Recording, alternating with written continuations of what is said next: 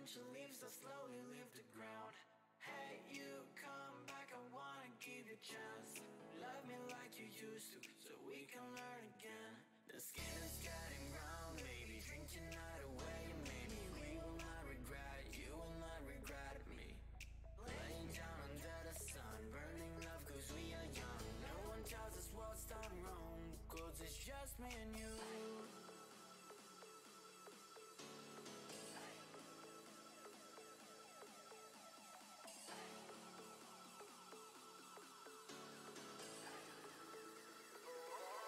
It's just me and you.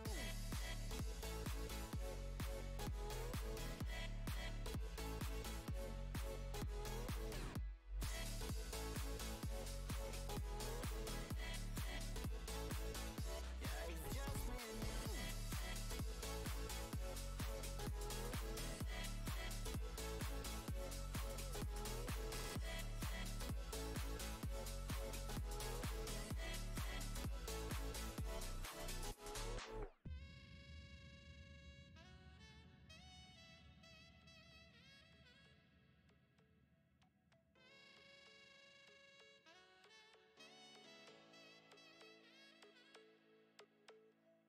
Hold you on the ground, make your eyes roll out. Kiss me all around, baby, do you like the sound of my wasted love? Wasted love, of my wasted love. Hold you on the ground, make your eyes roll out. Kiss me all around, baby, do you like the sound of my wasted love? Wasted love, just of my wasted love.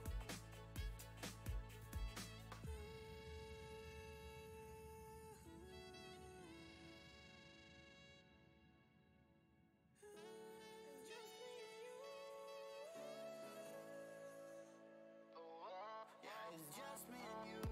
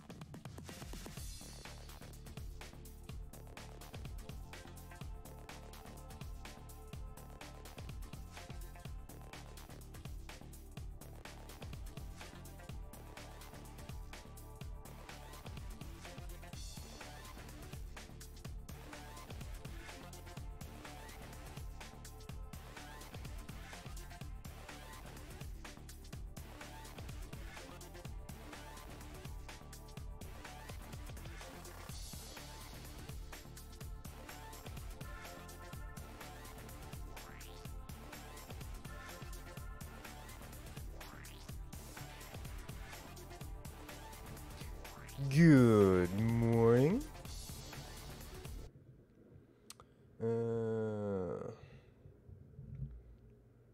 My OBS tab's got a little weirdly colored here.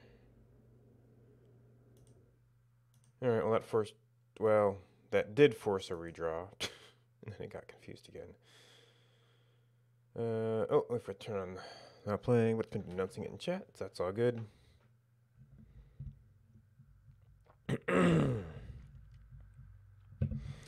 Alright, so we got the YouTube thing pointed. I still have to remember to publish that. Our counter has gone up a little bit.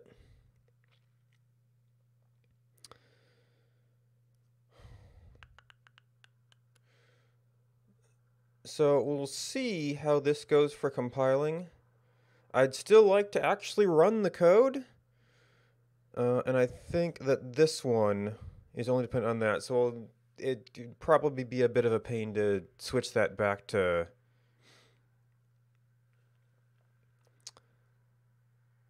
dynamic mode, or to local mode, but so HTTP Elm parser, so Elm tools actually became Elm. So now this is actually interesting because the default, if you say give me an Elm JSON, it will give you a application format, which is different.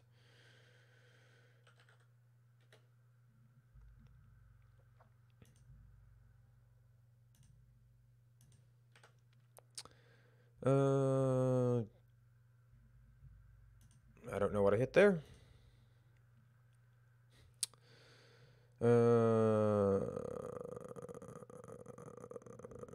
Release notes. Elm JSON. Yeah.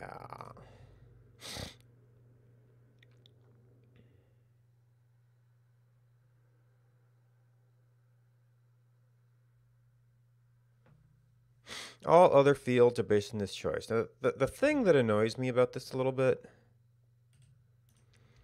is that it's not just like there's different, it's like the dependencies is a completely different format of thing, and it sort of makes sense. Hey, what letters? How's it going? Good morning. But it's like you can't really take a application and easily convert it. Well, okay, so this says direct indirect. This, I suppose. Yeah, they don't really specify if test dependencies.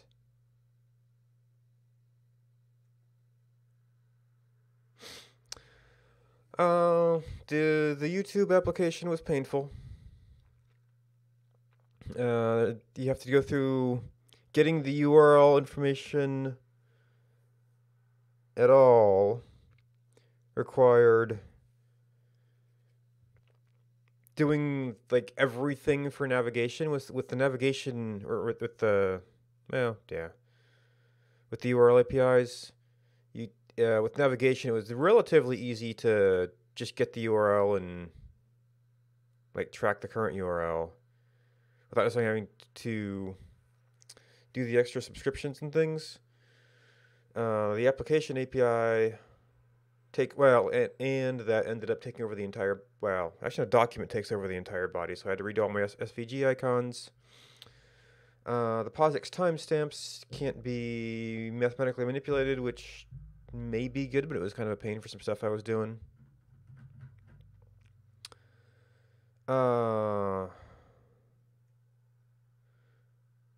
There was something else that was a real head desk moment. I think it was that I was trying, since I had to bring in the URL module, I wanted to use that to parse the query string, but in order to parse the query string, I had to parse the path, even though I don't care what the path is. It's whatever HTML file I've uploaded.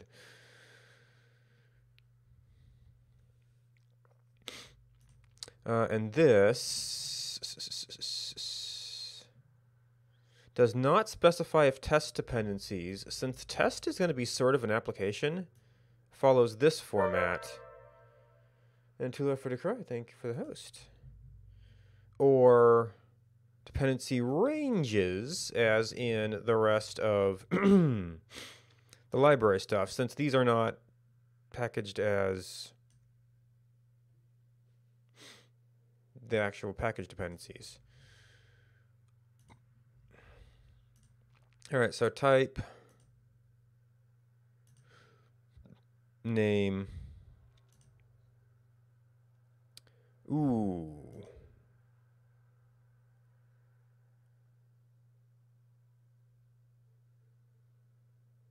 There's no source directories here.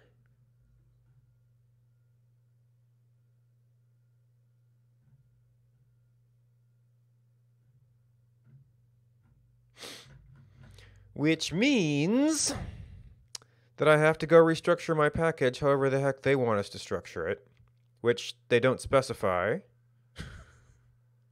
So I guess we have to go look at some examples. Oh, it can? It's not listed, but I guess we can try it. Well, it does say roughly. Is there anything else here? Nope, application package.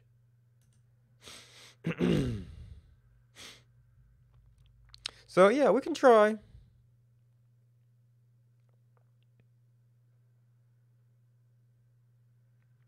So I think that the dependencies are actually going to be, well, I should probably blank it out and still manually add them.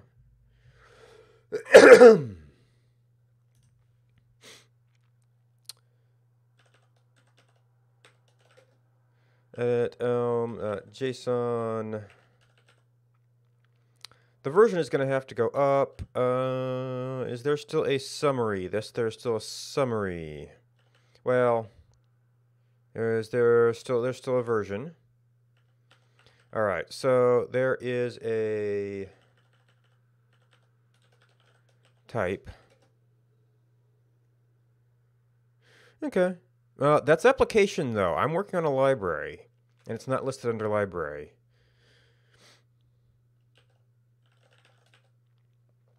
The application I've done so far is perfectly fine.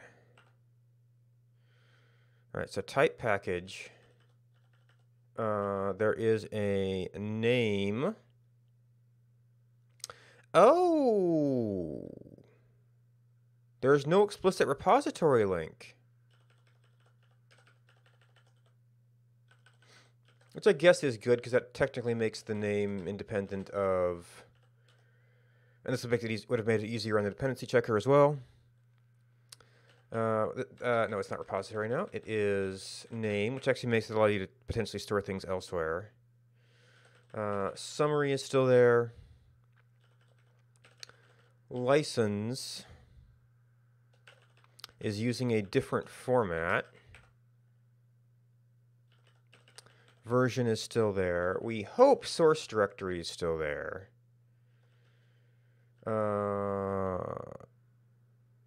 Elm version.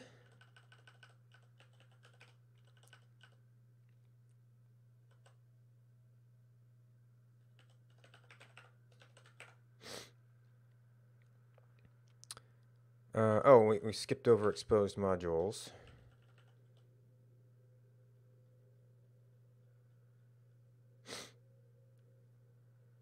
Which should be the same. And, oh, okay, so this is actually pretty similar. No, I didn't skip a new field, did I? Okay, so the application changed more than this, and we'll have to see if it still respects source directories. So I actually didn't even need to move things around as much.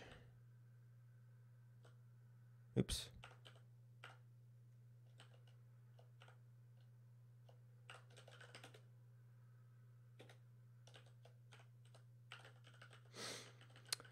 Version summary repository becomes name.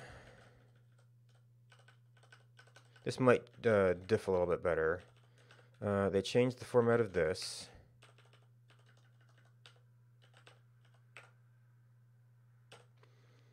Source directories will try leaving their exposed modules. Dependencies, I mean, those are all have to change. But I think what we're actually going to do is just have it add that in. And then we make this 19 and this 20. And then we dump Elm stuff because it's all old now. And we get ourselves a terminal. And we switch over to Elm 19 mode.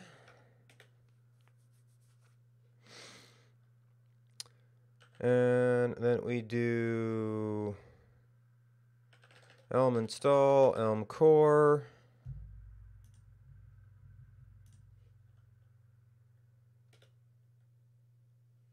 Object with a type field. Oop. Oh, right. That was the other thing we had to do.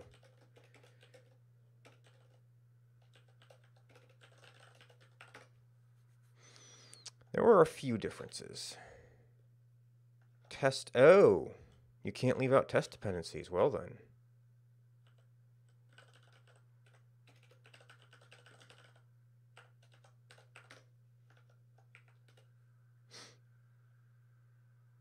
Oh, and then that's a comma. This is why I would have liked to start from a blank one, but or from a template.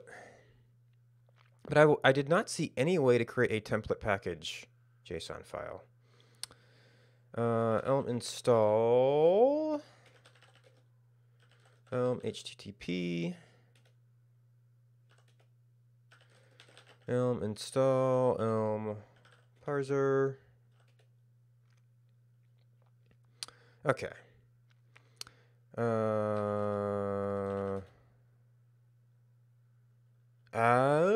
Oh yeah, timestamps. So I'm gonna have to look at what I did for the other one on that. I'm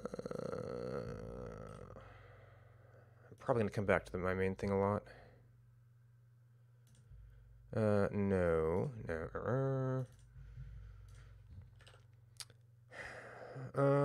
Was it? No, it was decode.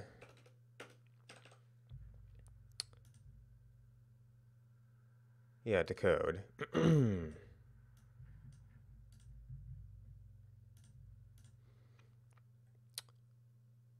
Oh, and they reformatted it into their order anyway.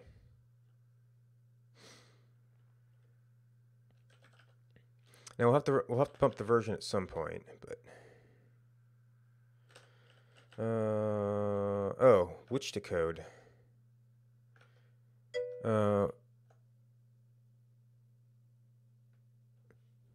Yeah, they may have left it that way originally, and I guess that source may be a little bit of a holdup from applications, but I mean, like Ruby libraries would always have a lib directory that's where the actual code was stored. Yeah, so this had time and date, which is for timestamp. And then we stored, oh, this only uses it once, looks like. Yeah, and then the others may have, there may have been some other timestamps and other things. Yeah, Helix also has a couple of timestamp fields. So we used the module ISO 8601 because I'm pretty sure that this is, yeah, date.fromString.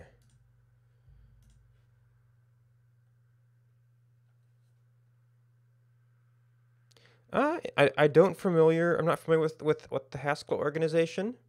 And I'm more familiar with it from Ruby. I don't know how like Node style projects normally do it, but I guess that kind of structure is fairly typical just because, like I end up having a work directory for like, raw art assets. You got bin, you've got your Elm stuff output. There's the public that goes alongside the source.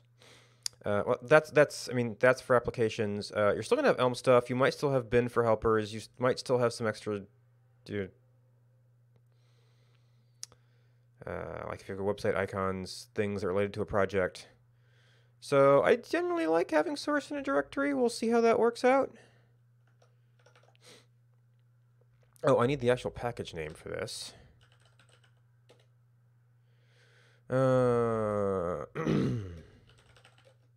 Which is rather long.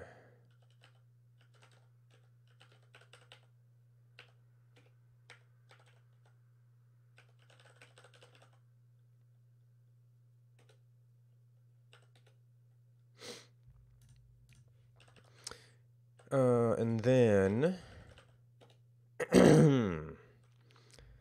so this gets replaced with import time. Well, I mean, that's this.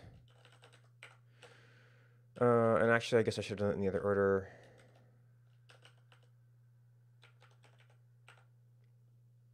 Actually, I should have reordered a lot of these things. Times stamp. I think just actually became a very trivial thing. Yeah.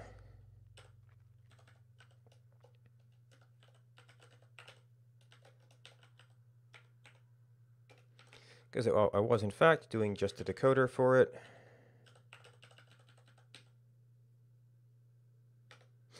And then time becomes a POSIX. And then we also had that in here. Close.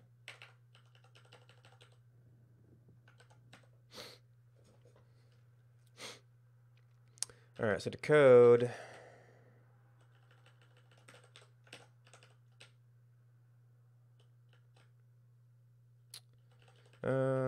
Date and time. Time stamp.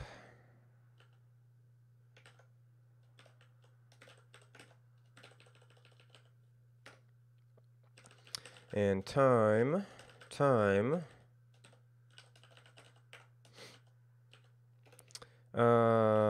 No, percent.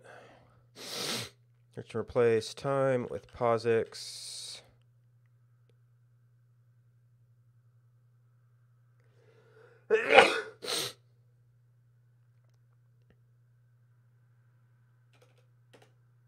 Nope, okay, so I did not have confirmation on by default. No. Yes, yes, yes, yes. No. Oh, duration. Oh, because time used to be represented both time durations and POSIX time stamps. So that's the use of the POSIX time. So this is just going to have to be a decoder int, maybe? Where's my sample for this field? So duration, it's either going to be an int or a float. Oh, yeah, this is extra special. I don't see any points in the example, though. But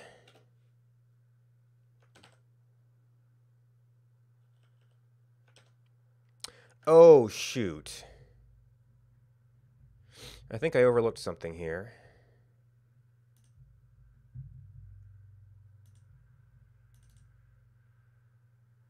Yep.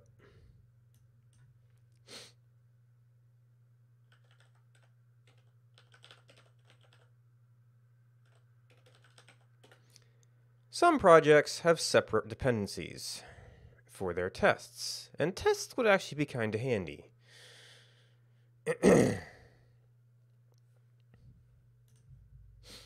So this one is updatable in theory. So we can still do a lot of our core updates here, but we either need to fork the test framework and figure out how to make that work, make our own test framework, or we can try to submit patches to it. This does not do a link to the package. We'll pick anything that depends on it.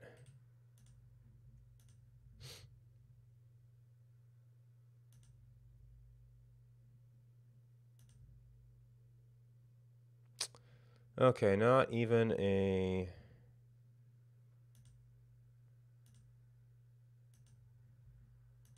Yeah, 2 years.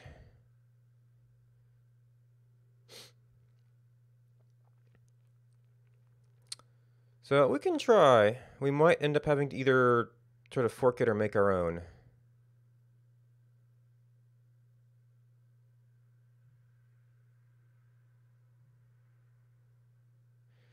The test runner, I've not really gotten into that. Okay, thanks for stopping by.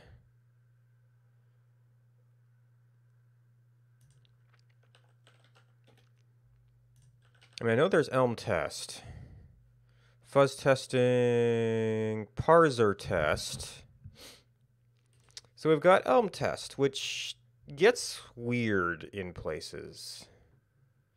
Last I saw that they pretty much depend on this. Well, it does support browser.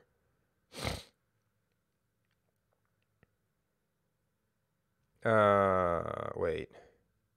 HTML test runner. I didn't see that come up in the package list.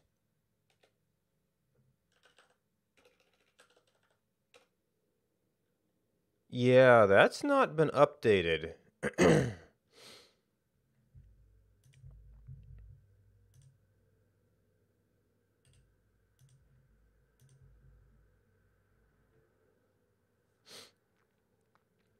Oh, did this... Yeah, this doesn't seem like it's been touched in a wee bit.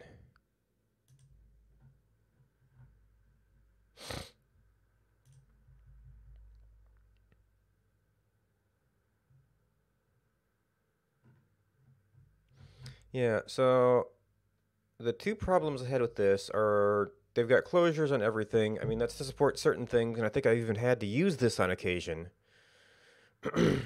for the kinds of effects that need this, but most of the time I don't. And they've been moving towards a model where you kind of have to have this node program.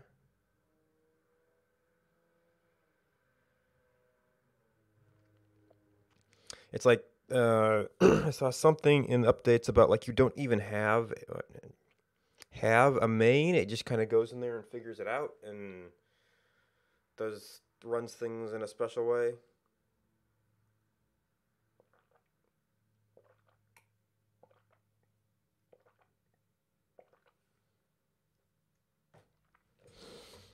But yeah, this from your browser thing seems especially out of date. I guess the people who maintain it just aren't using that.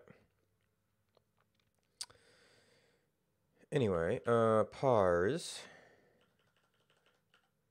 So we went ahead and switched to this parser, which should be largely the same.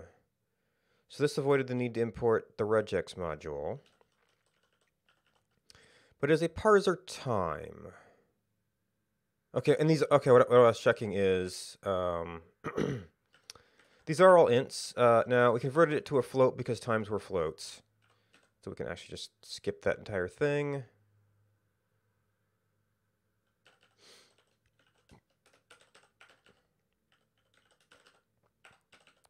And we don't need time at all. Now, I suppose if we wanted to be really fancy, we could define like a time span or duration or a milliseconds type. Just so the types would be clearer about what they were. Might be too much.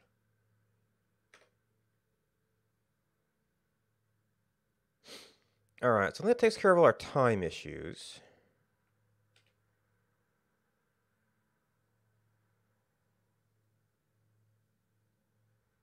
Oh, yeah, time is actually a module now, too.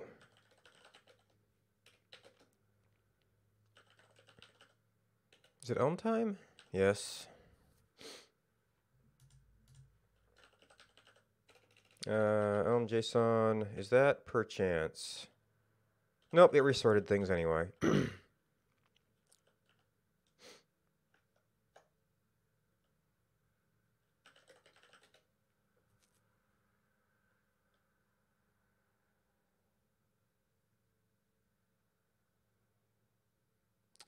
Import. Oh, Elm and JSON got pulled out. Yeah, so this got a much. Well, I guess there's all stuff that got pulled out of core for the most part.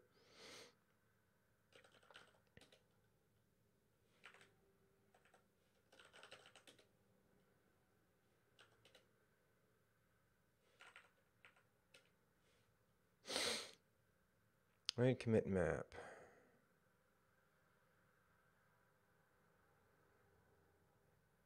That sounds like a library function that may have gotten redone is they changed packages.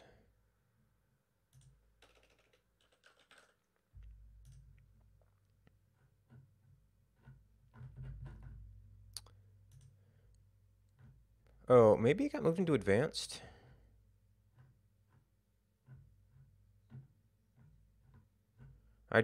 Maybe I was copying an example on that one.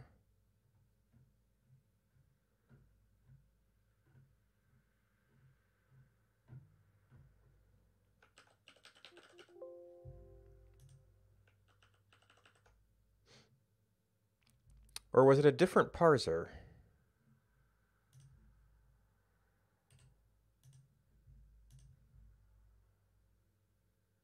Low level. Oh, this has been. Hmm.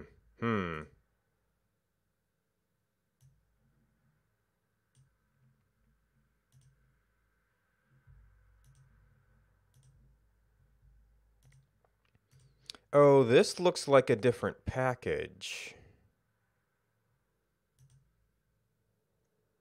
Well, no, to parse a 2D point, like 3.4. But its goal is no longer nice error messages, apparently. Yeah, because the goals are the same. Oh, I guess you kind of removed the comment about. But it's been completely restructured. So what is the description of what this thing is doing that might explain why I was using it? Parser A succeeds in parser value, makes some progress, generating high quality error messages. So they apparently decided they didn't need that. And I was probably doing it because of... Oh man, is there a context here?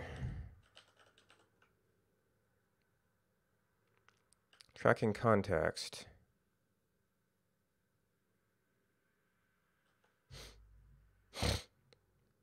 In context.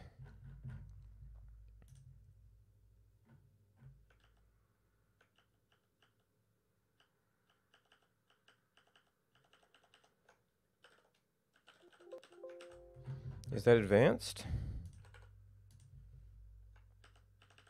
Okay, so in context is advanced. Oh, maybe I was copying from some example like this.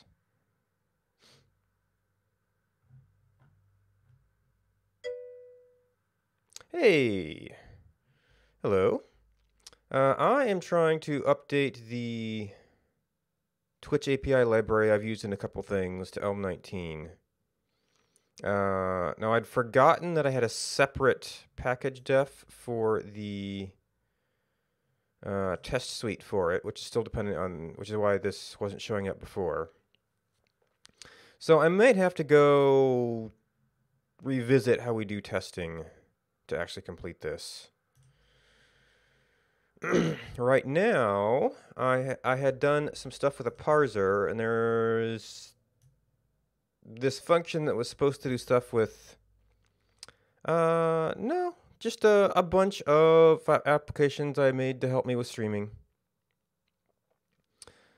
So I've got my list of people that I consider good enough to host, but I don't necessarily follow them because I'm not going to keep up with that many VODs. I've got, well, this might beep at me, but the schedule list app, you might have seen the Clips app on occasion. All right, they're going to get popped eardrums, but programming. See, that was the schedule app. Mic check is when I made Lua versions and OBS takes care of that. Hosting clips, hostable. Following videos kind of became defunct once Twitch put the ability to actually view videos back.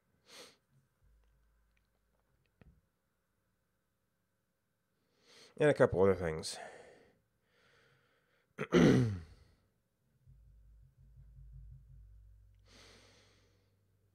Now I just need to remember, well, this is just a delayed commit map, so maybe it's just a map? Ah, well, I've never actually done Android coding, so you know you're up there in a different way. Cat drawing. Ooh. Okay. How'd you get into that?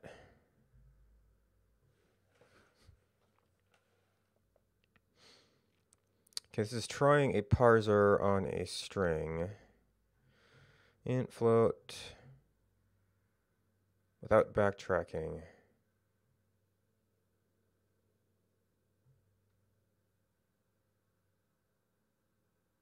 Number. Oh! This does multi-format stuff. Interesting. Keyword variable end. If you've reached the end of the string.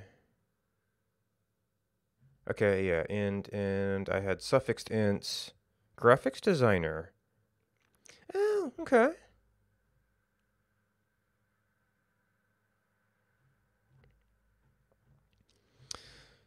The blessed operators that Elm libraries get to use.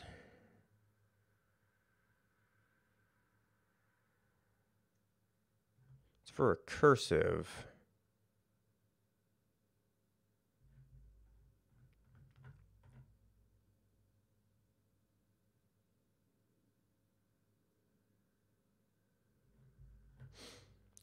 And then, oh, indicate the one of.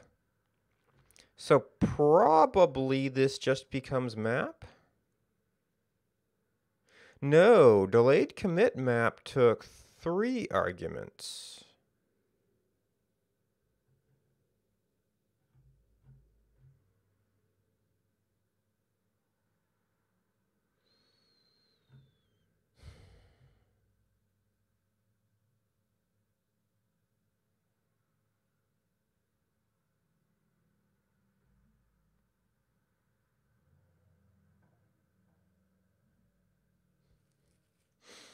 Loop indefinitely. Step. You're done, you get the result to the whole loop. Spaces, multi-comment. Nestable, chump.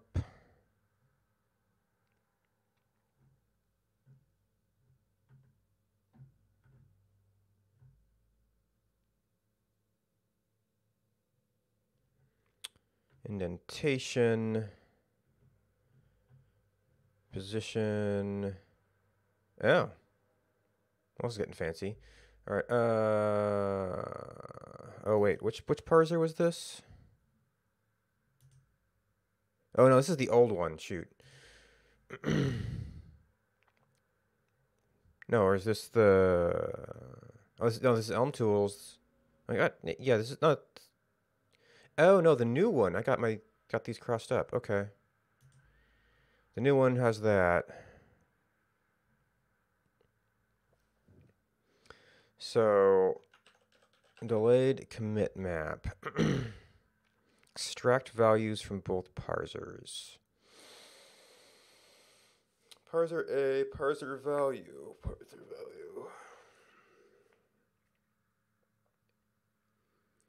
Extract values from both parsers.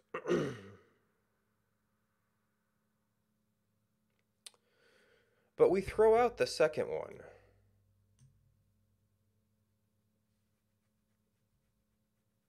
What?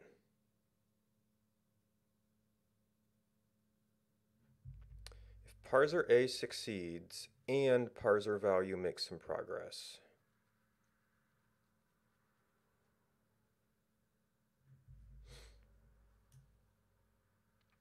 So the int, the progress,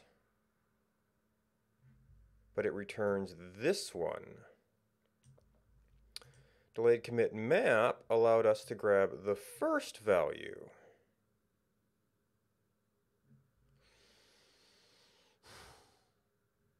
Okay, so that's what we're trying to do.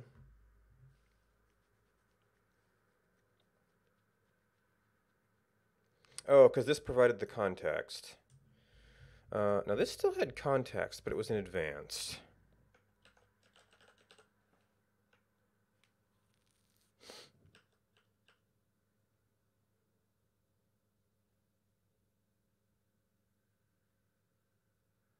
I'm concerned with a simple parser module. Better error message can a type alias like this. My parser advanced parser. Oh, you can define your own problems. Oh, does this mean using context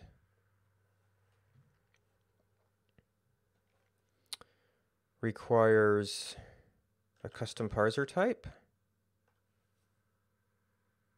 Oh, this might be the advanced parser.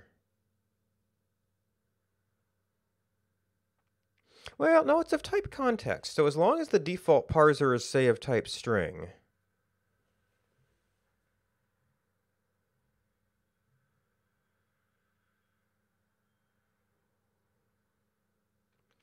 So we would just do, So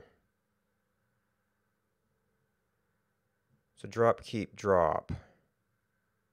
Or no, parse. No, function name. No, definition body. Function name.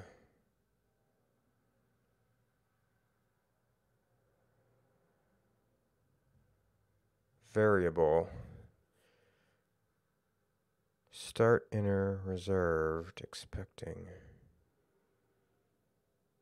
This is very, very specific to like language parsing. But for our purposes, what do we need? In context. Oh, in the context of defining this function. So here I was trying to use all these error messages and they kind of...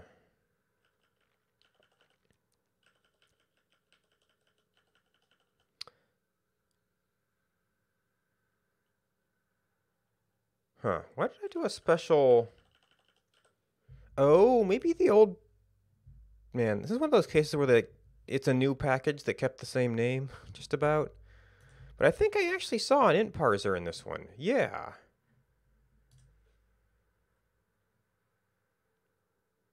Oh, no. The problem with this int parser is it looks for white space. This is an int suffixed with a character, which is going to confuse the default parser.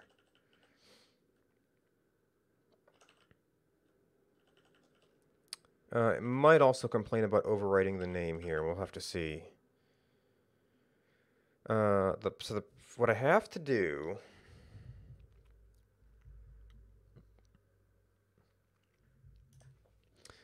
So I think we end up doing something like...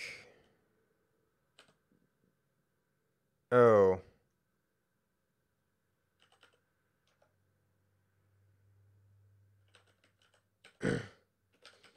Succeed. No, wait. Succeed is just like declared commit map. Right?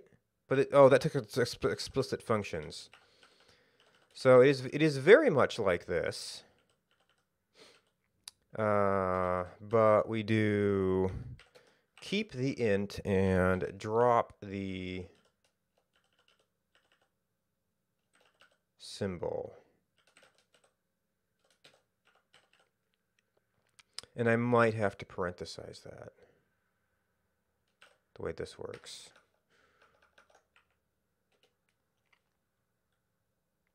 Cannot find in context. Oh, because that was from advanced. I probably overexposed. Well, I was trying to get all the operators and stuff.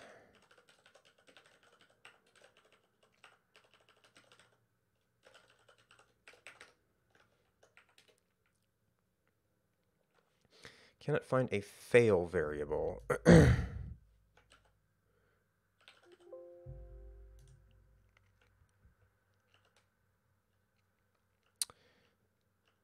Yeah, I think I saw that it was renamed problem. Oh, no, this is advanced still. I want basic. No.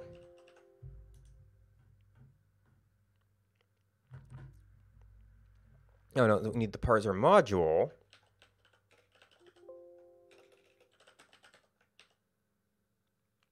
Yeah, problem. Fail error.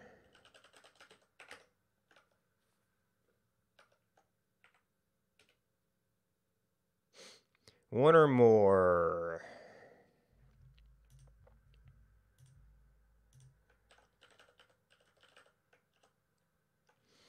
For at least one. Well, I guess we need to verify that that actually exists.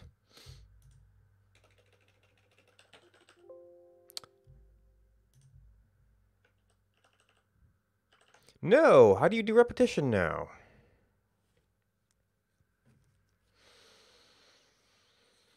Handle leading, you should do it with a custom parser like this. Okay, so parser int.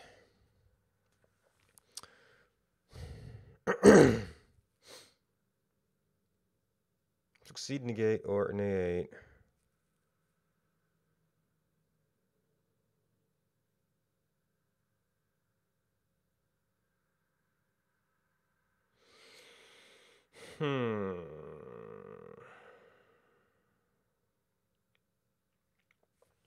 Do we even have keep?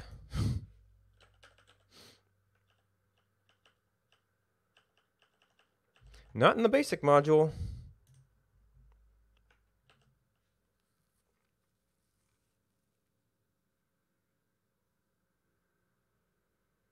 Wait, is parser advanced like a completely alternate pipeline?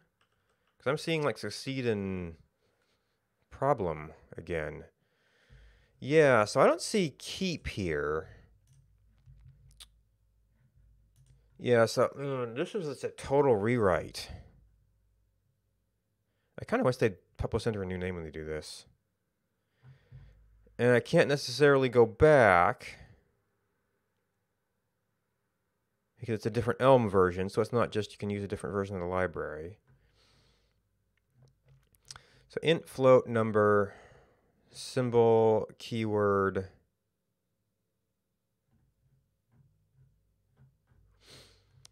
pipeline, and then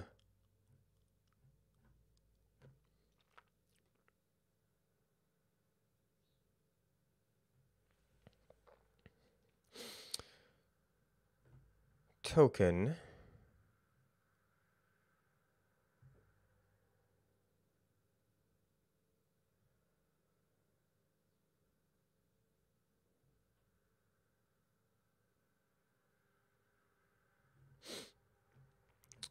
Loops, spaces, line comment. Can't do the, we need to parse valid pitch, get chomped string.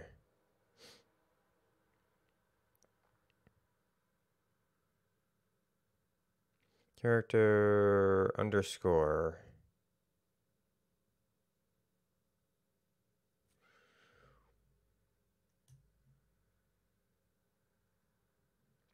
So this is all just throw stuff out. Validate the underlying characters.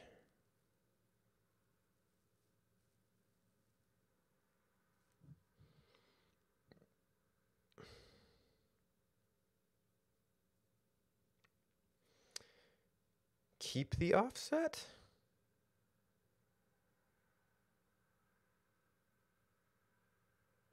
Do the other parser. Get the offset, get the source. Chomp one character if it passes the test.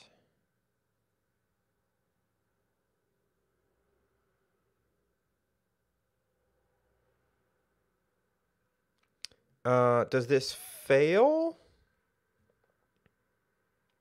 Yeah. But it used to be keep and discard.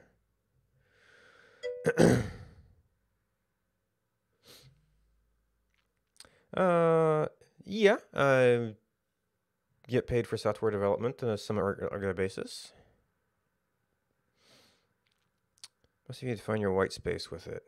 Chomp while always succeeds. 0 or more. Okay. Chomp one character. Chomp until you see a certain string. Yeah, chomp suggests it's throwing out the data. Map chomped string. Want to parse elm doc comments, get the full comment, and the names listed in the docs. Start value and source. And string dot slice. Get offset parser, get offset source. And then, okay. So keep this, keep the contents, or get the offset where this happens. Get the contents using whatever parser. Get the offset of the end. I guess the source is for an error message, maybe? Oh, the overall source string that you're chomping this out of.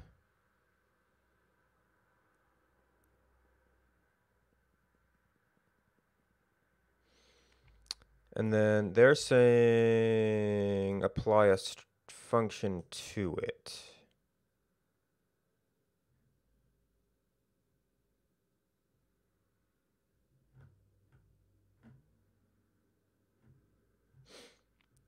Get position.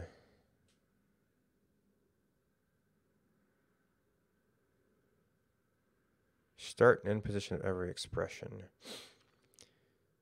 Oh, position is a two-dimensional. Oh, that's in lines. Okay. Get row, get call, get offset.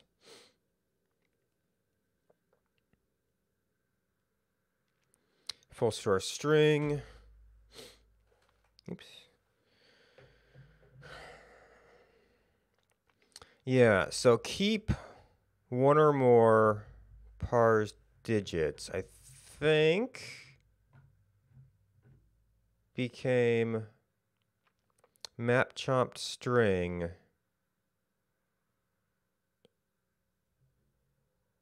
Well, this is a... Do you have top level examples? Because this seems way less fit to my purposes. Point. Symbol spaces float. Yeah, this is great because you've predefined float. In a way that doesn't work for me.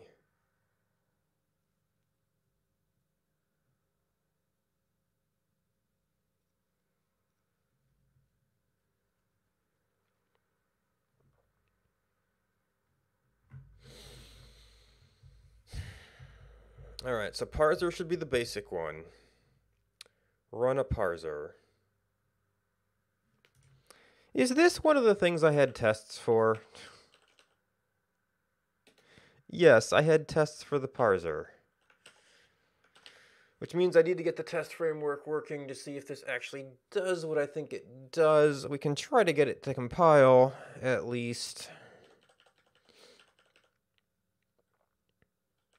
Which it is probably how I got into like testing for errors and stuff. Okay.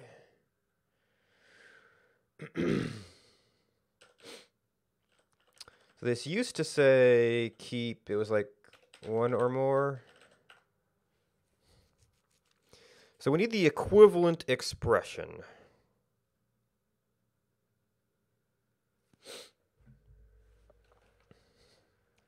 Well, I guess I could maybe, I probably need to go look at how he implements int. And then just not do the white space checking at the end.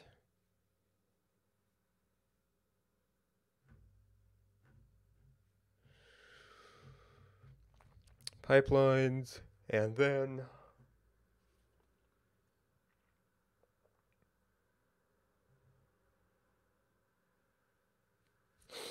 Okay, map applies a function, keyword, Transform the result of a parser. Map null onto nothing. Map just onto int. If we parse the digits, well, map or and then, one of the two. Backtrackable. Let's hit fancy pants stuff.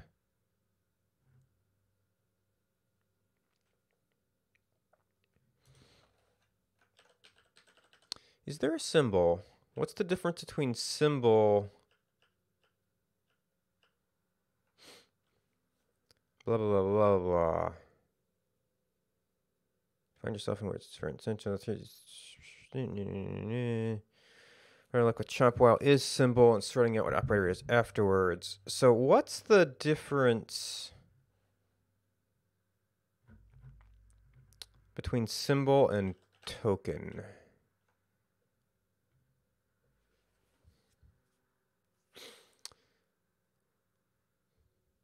Exactly the given string without any regard to what comes next.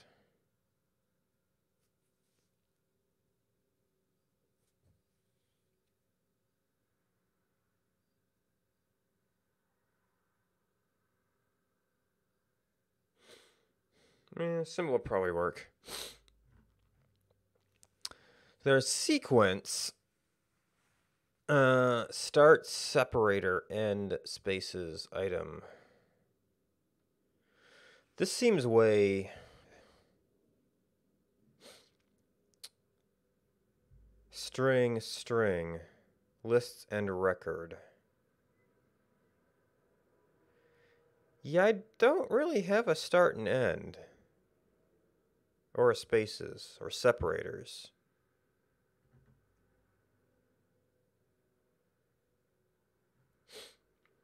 Loop indefinitely. Repeated structures, like a bunch of statements. The loop here is loop that helper.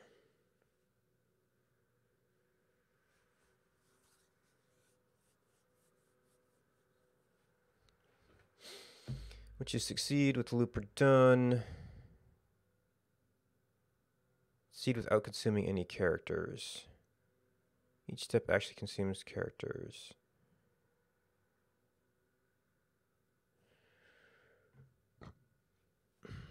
And then calls itself with new arguments. Grows the stack. Enables tail column position.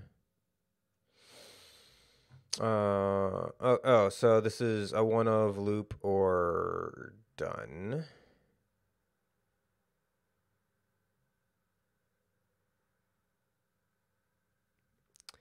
Succeed with loop if you, well, but one or more.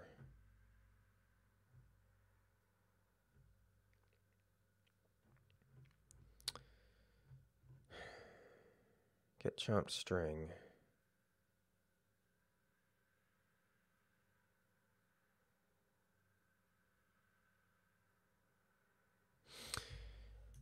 Yeah, this is terrible for the purpose I want.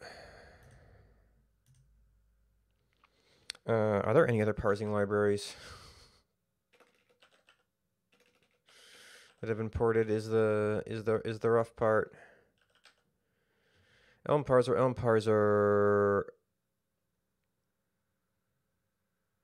I always hate doing extras, but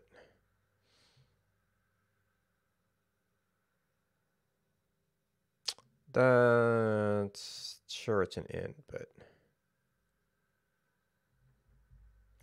it's the only one that's been ported so far. Operator, expression.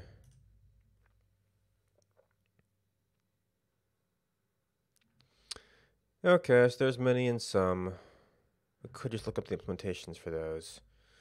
So parser.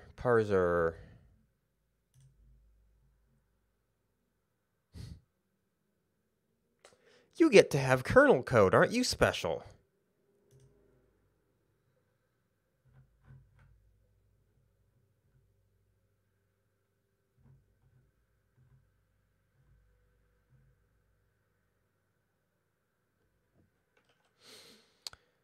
Int.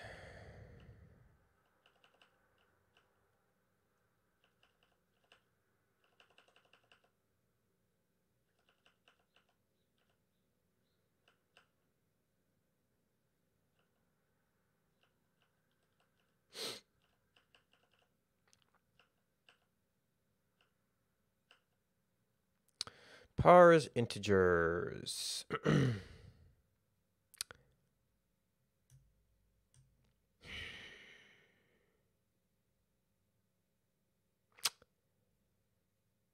That's enlightening.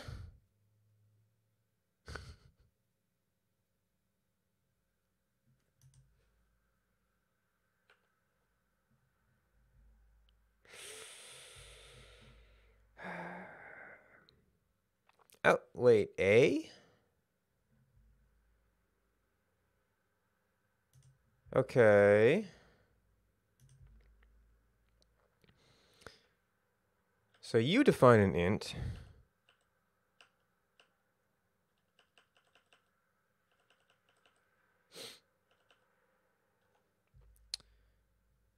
Delegation.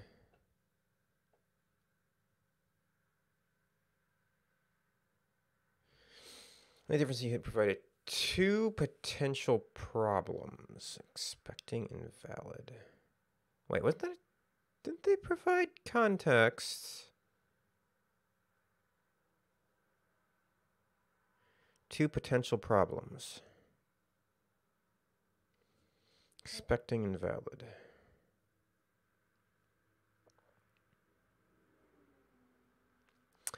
Oh. So this actually bootstraps down the number. Error invalid, invalid, invalid, invalid. Expecting equals expecting.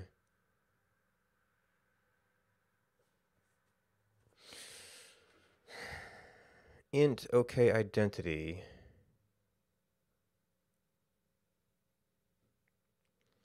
So now we have to see how number works, which is a really fancy pants thing. Float. Number, which does a lot more stuff than we needed to know.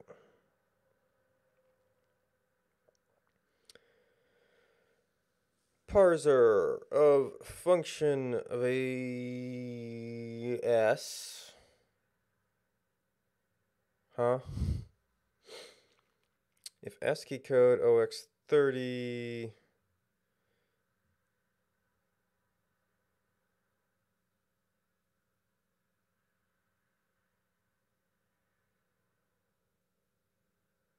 0 finalize float. Finalize int, finalize int, finalize int. X O O B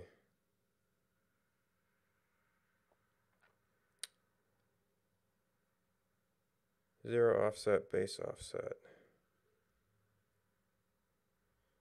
Consume base. Elm kernel parser.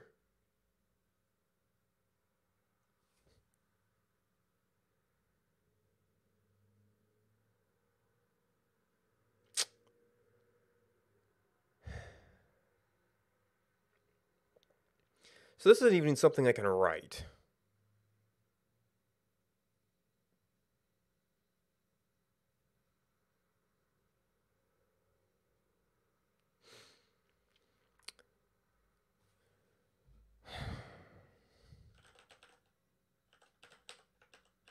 Finalize int. This might not be an exposed function, so once again, we can't do anything with it. Start offset equal ends offset. That's bad, else it's good. Invalid handler start as a 2 value n. Bump offset and offset s.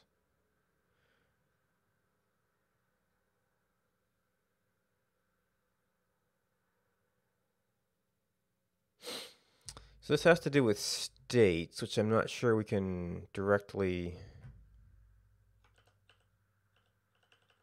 Yeah, this is not an exported function. So the source code is not relevant to us here,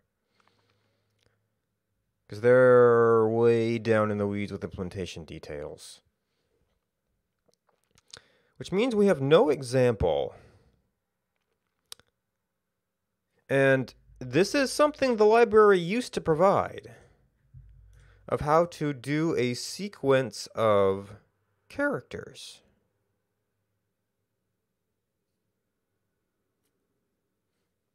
Also, is car a... Right, no, it was just a test.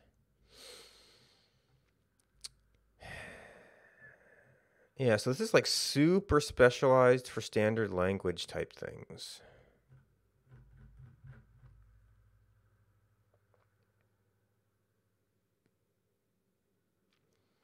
Keep one or more chars digit.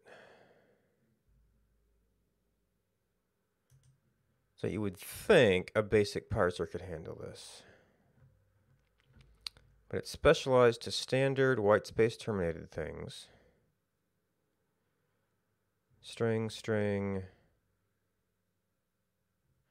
Well, parser for variables.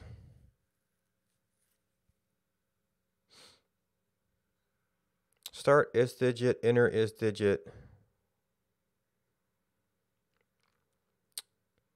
Reserved, nothing.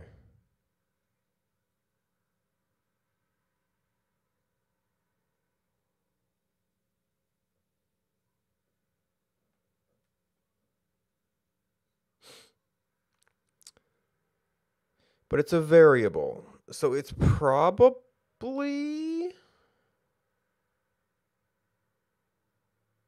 looking, well.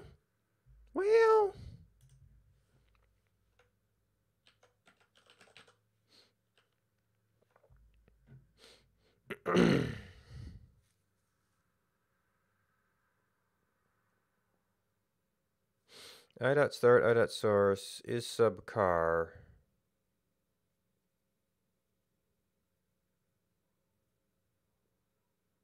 There's a var helper.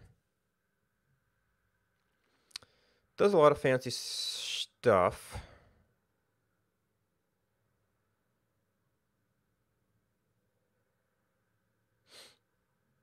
I don't necessarily anything that's explicitly checking for white space.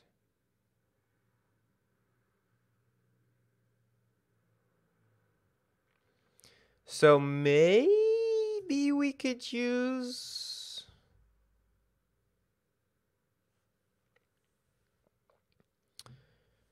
variable is digit none.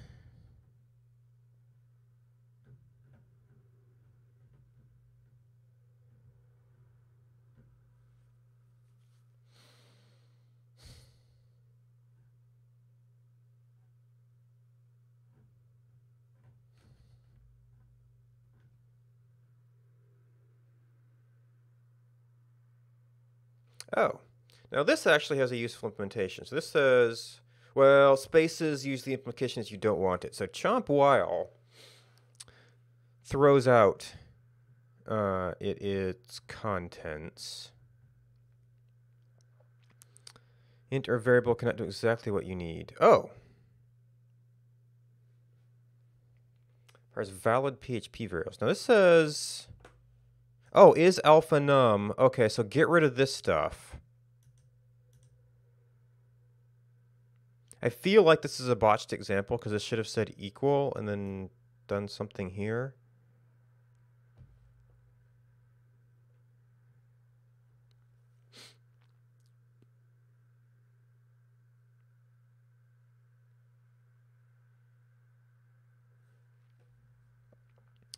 So this is how we do it. Get offset, get offset. Spring splice. Parser nothing. Parser nothing. So those, yeah, chomp and tell. Chomp and tell end or map. Oh. This takes string AB applies the func its value. Start value. Wait. Parse elm.comments, get the full comment and all of the names. So I see source, see start end, and whatever the parser itself produced.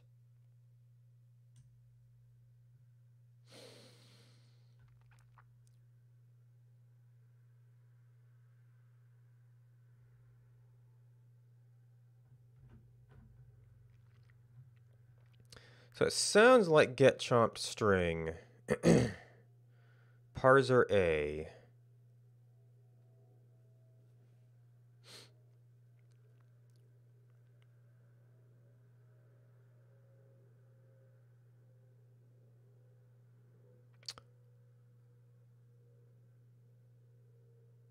This is where I'm going to need to actually run code to see what this does.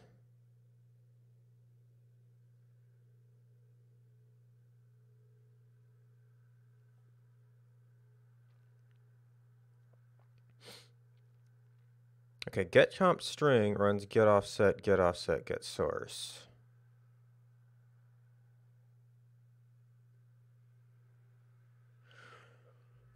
But it takes a parser. Oh, this throws everything out. But then we get the offset. And then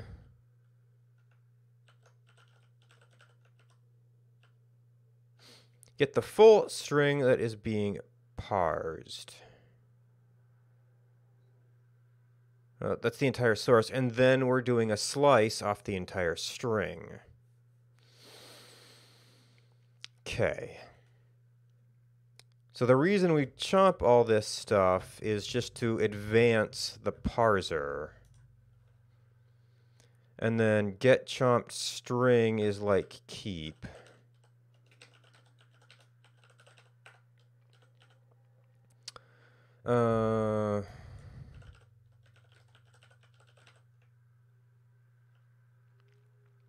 We could conceivably map chomped string.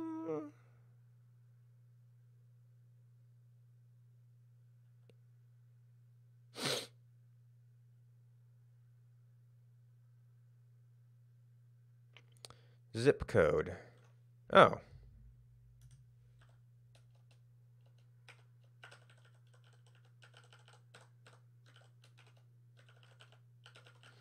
That's actually pretty close to what we're doing. And then check zip code.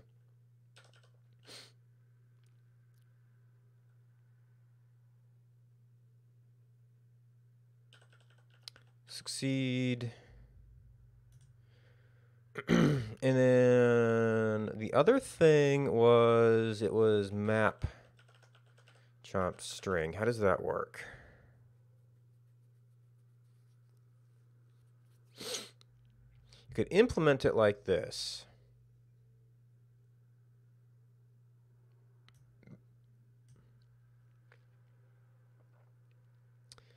So it takes a string and an A. You give it a parser of A, which I guess would be this.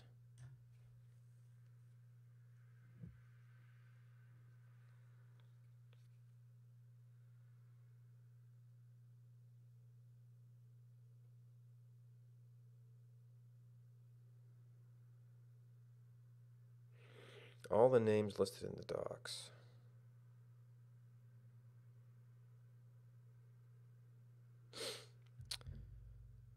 So it's calling the function with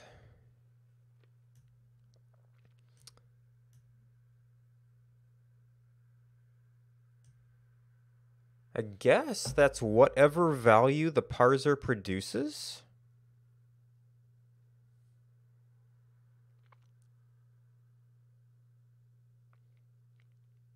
So the parser parses something, produces a value. And then this gives you a function over the entire string it parsed and the value it produced.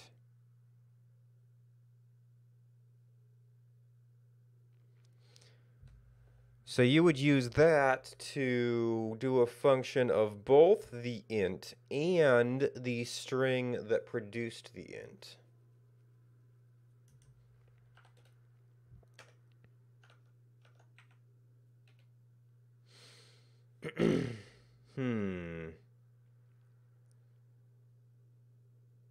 Oh yeah, strings changed. Which means we don't have an error to report anymore.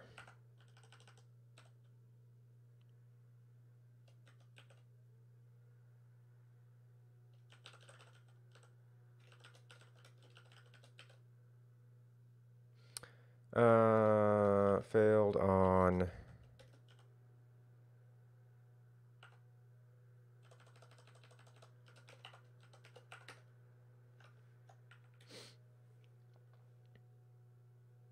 argument is a parser int is piping into a function expects.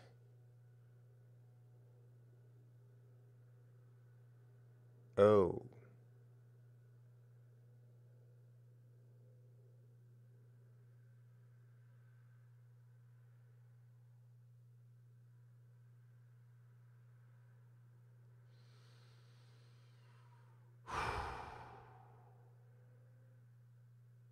So they're not compatible types.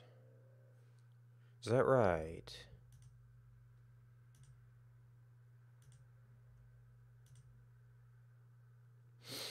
Where do we define the parser type?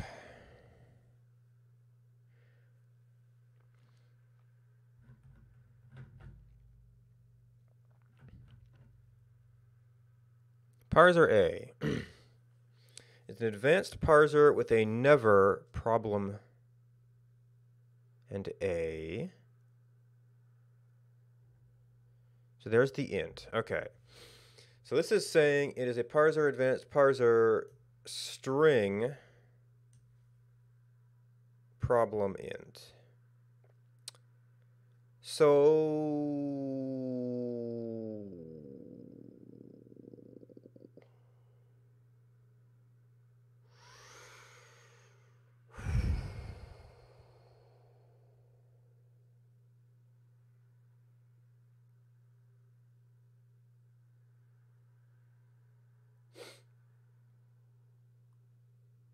So a parser that can return an error message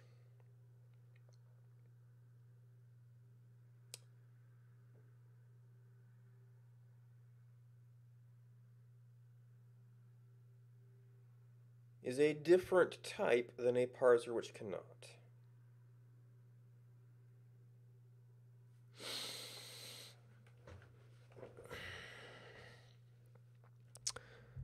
Do I? Okay, this is basic parser module.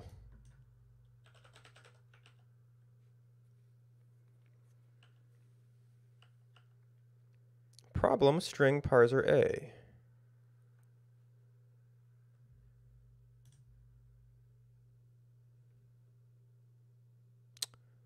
Maybe it's, oh, maybe that's actually the context that's the advanced thing. But then you have to use advanced parser run.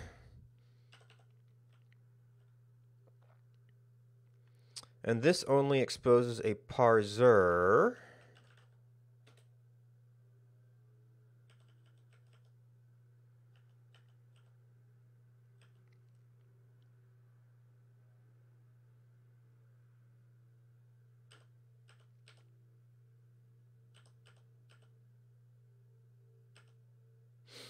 Case parser.run. So in order to provide context,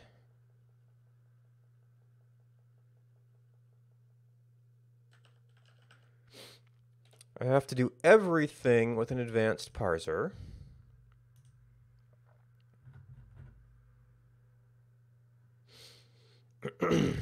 Oh, okay. So necessarily being a string.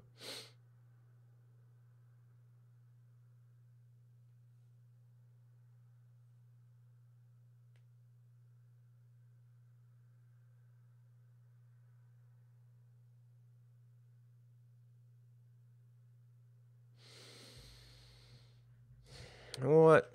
Did the tests really show up?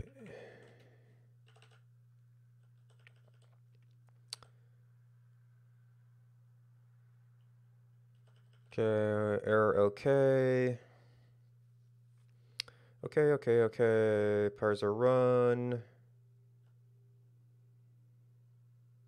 Okay.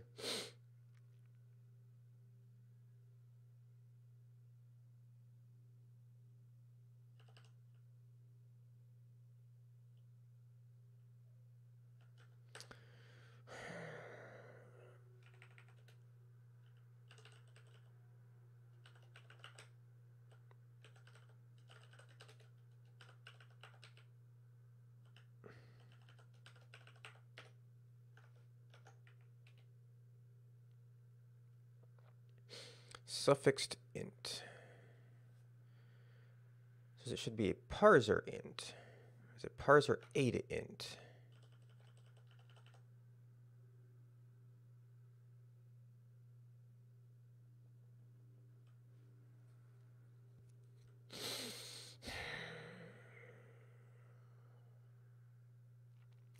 Where do we have eta int?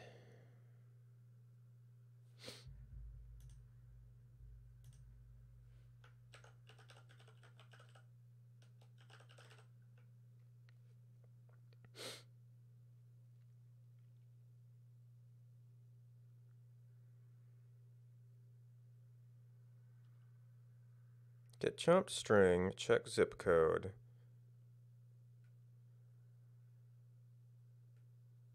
And then check zip code, and then takes the argument string, returns it if it's successful,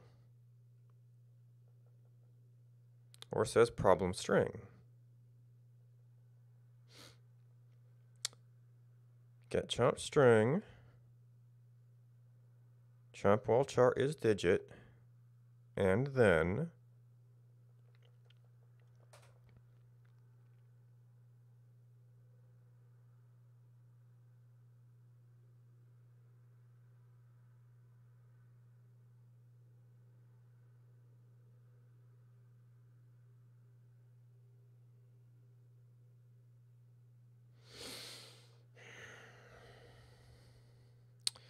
why are we getting a function?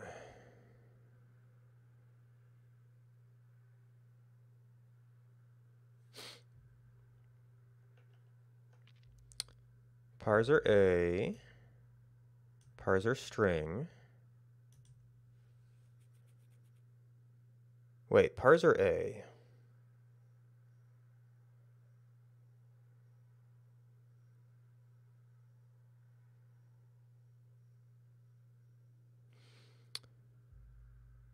Yeah, so these are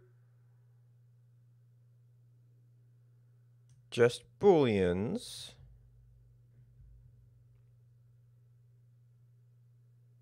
Get chomp string. Wait. No, what is chomp while? Okay, parser of nothing, char to bool. Chomp wall, blah, blah, blah. And you take parser of nothing, return a parser of string.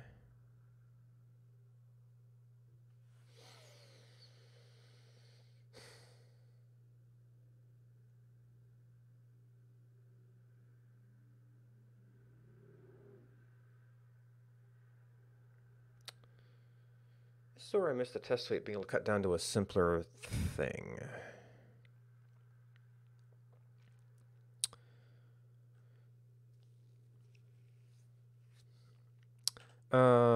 Can we just say bugger off?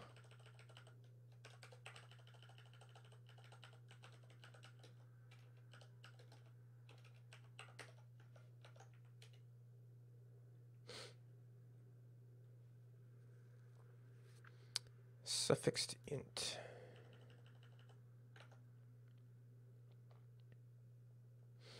Body is parser a to int, but the type note says it is parser int. Indeed, it is.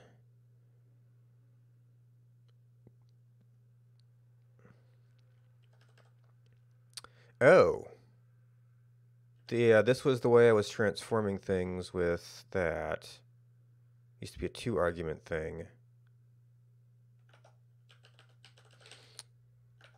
Okay, different module. That may have been having an impact on this.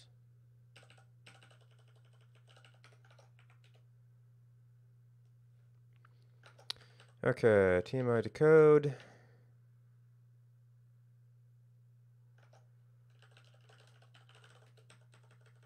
Oh.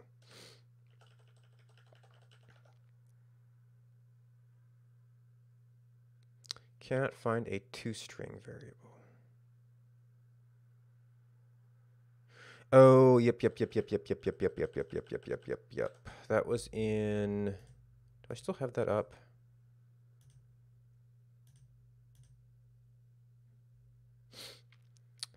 Basics toString, string from int.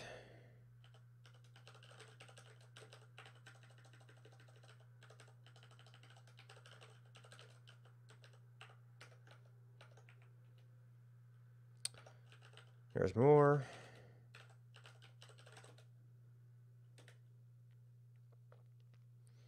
Image template URL. int.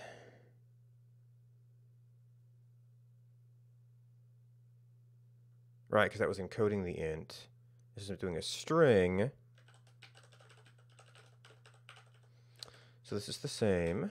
And then these are just slightly different format. Okay, we got to the point where it compiles.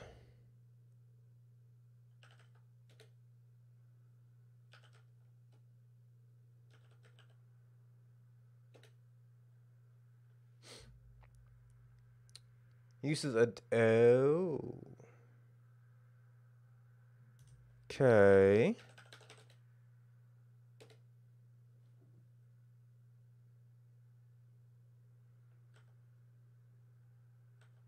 Oh, I liked having error messages.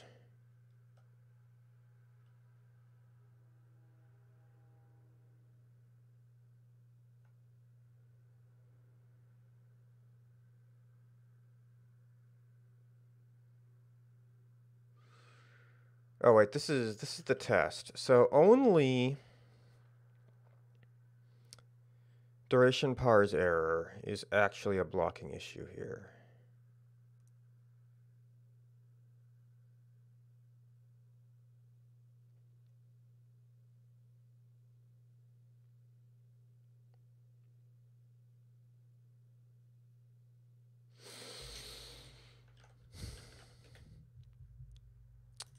And this is in a JSON decoder.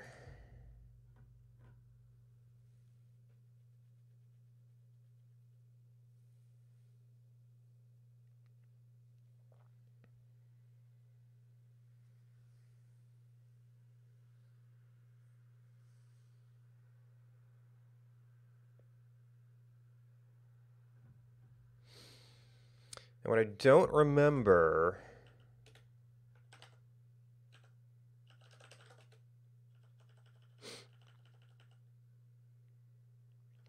that's the parser is like a blank duration ever a thing?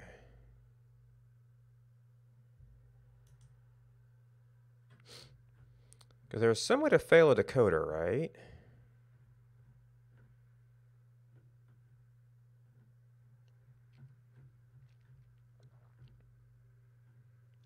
Succeed, fail. Which were you in? Wow. Oh. Looks to code. Parser run parser iteration of OK to value string map.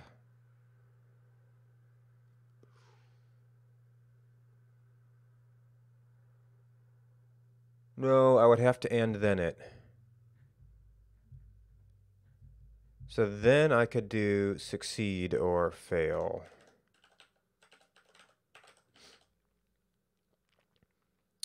And fail does take a failure string.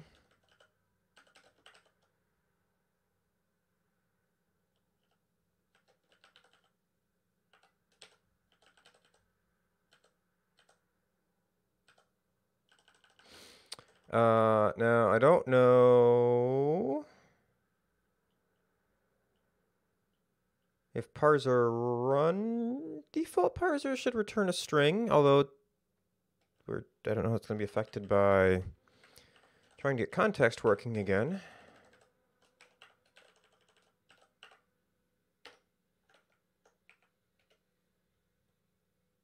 And these.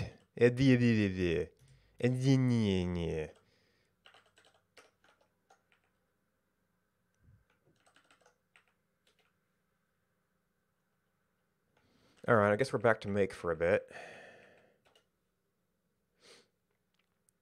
The same type of value.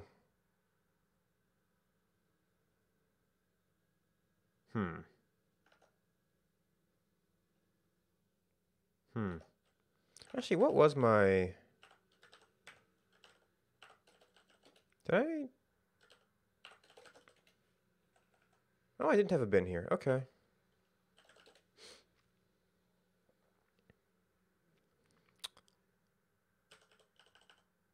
So this is... It doesn't tell me what type it is.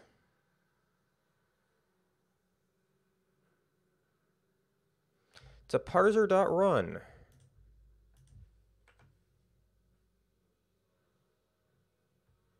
Result list dead end.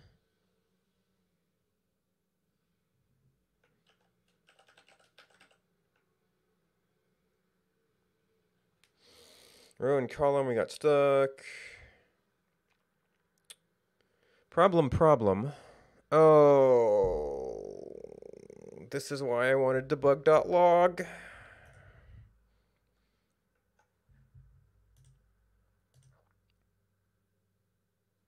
Because it's just a thing, and if it failed, I don't really care why it failed.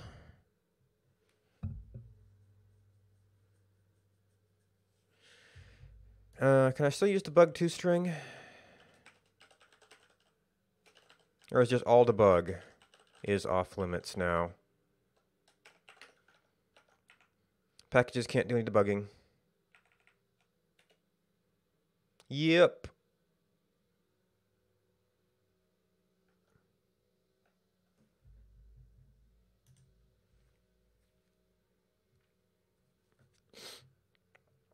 So in order dead ends to string.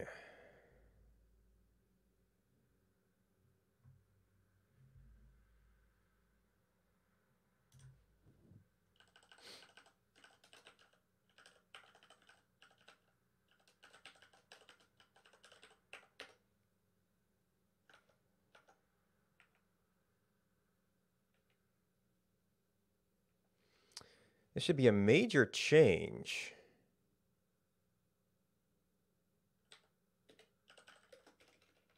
Really? Oh, right, because we changed the times to POSIX.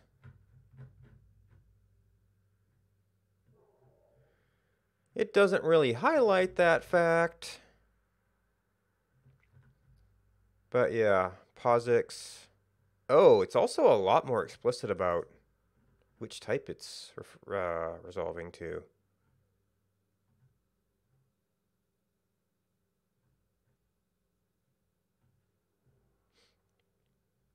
Yeah, POSIX. Well, I mean, I was actually almost suspicious of the lack of API change in some packages, so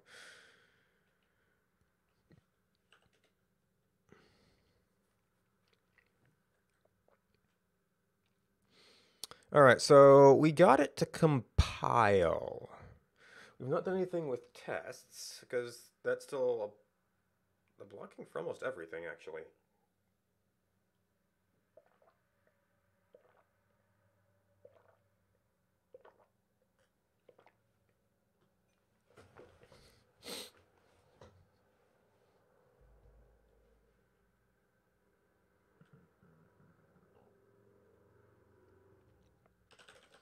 All right, so git status.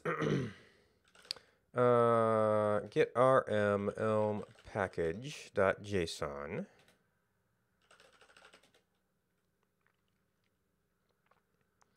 Modified, get add elm.json. That might it might show up as a rename. Nope. Too different. Oh, did I leave the one thing commented out, or did I fix that?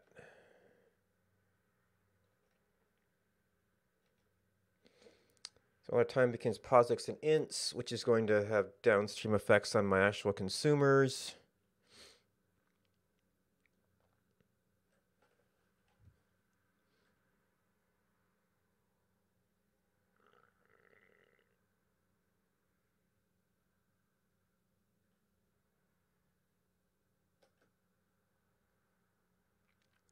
And we have dropped in context for the time being.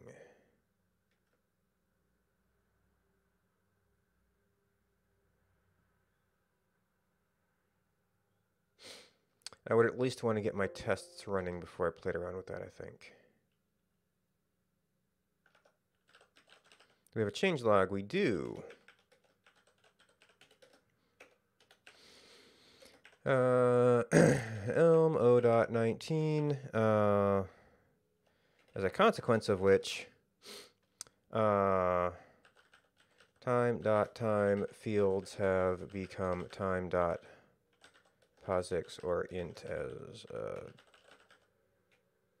or int duration as appropriate.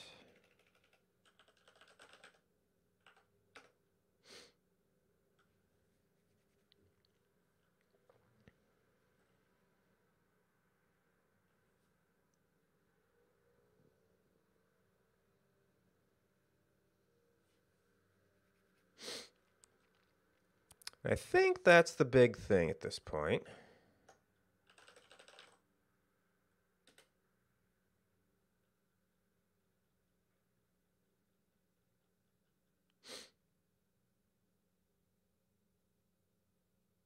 And a major version bump will cover almost any kind of change, so that should cover us for the future stuff there. O.19 time fields changed type.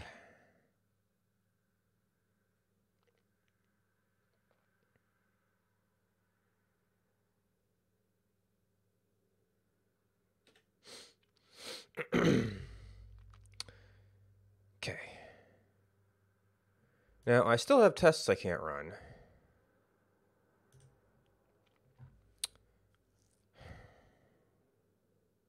So I suppose the more charitable thing to do here would be to take this.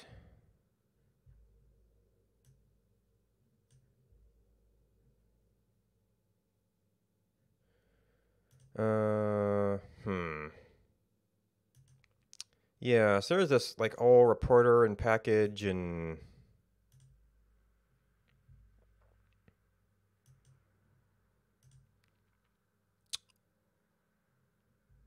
it's like I might be up for updating the HTML one. I don't know if I want to mess with the runner.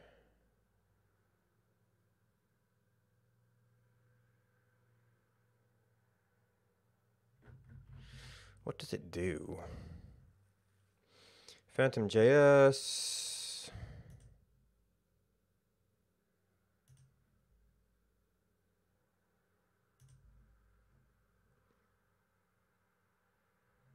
Oh, actually, is there a package? Keywords Elm. Dependencies. Yeah, it does not directly depend on an Elm. So it might still work? Well, unless you're using command line. Find Elm.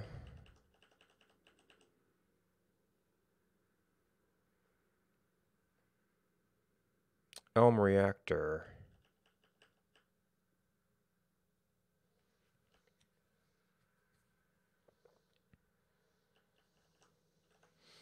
Is that a spawn? Yeah, Elm-reactor is no longer a thing. That would be a pretty lightweight change, though. Assuming that there haven't been tons of other changes.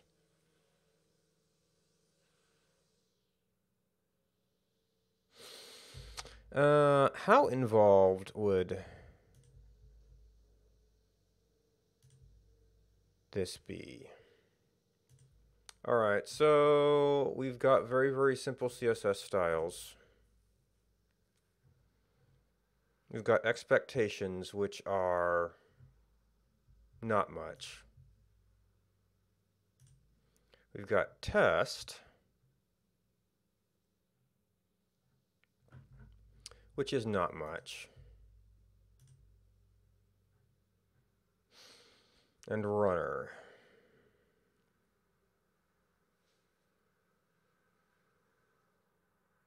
Oh, Foldel got taken out, I believe.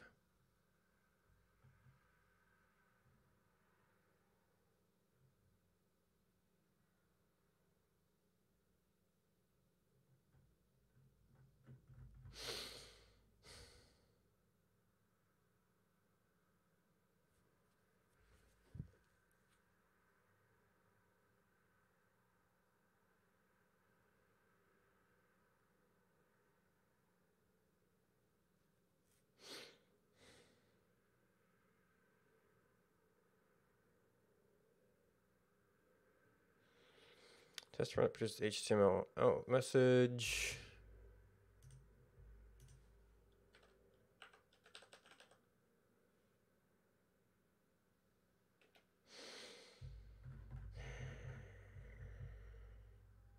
All right, I think it is possible to paste over the Elm test stuff a little bit by just putting a wrapper around this stuff.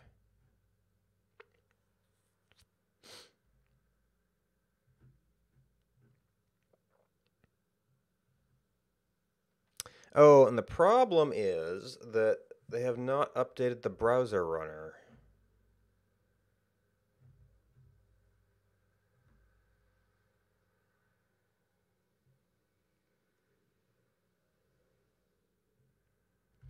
In 3.1.0, yeah, that feels like the README might be badly out of date. Well, there is a test.runner.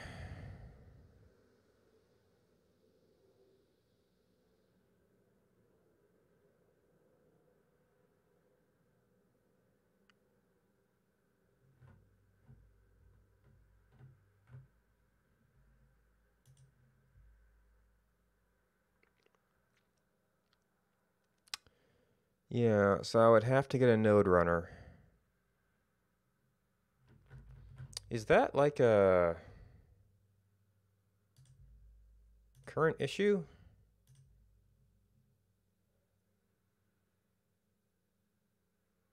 Oh.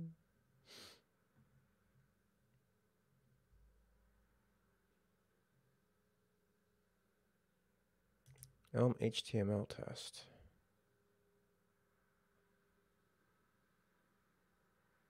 Native whitelist.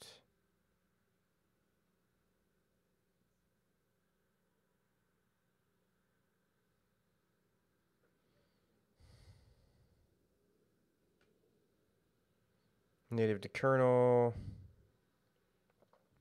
August 9th.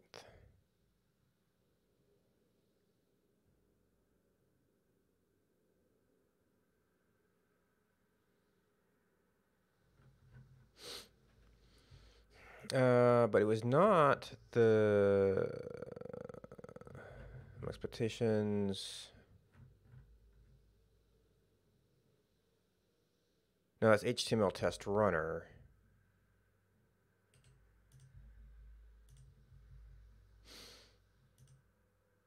Oh, there's a long-standing PR.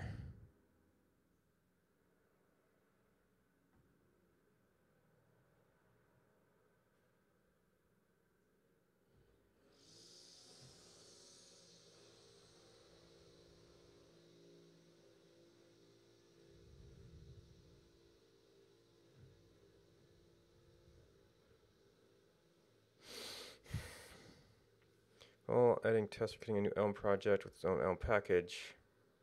To test dependencies. Normal Elm packages cannot access those test dependencies.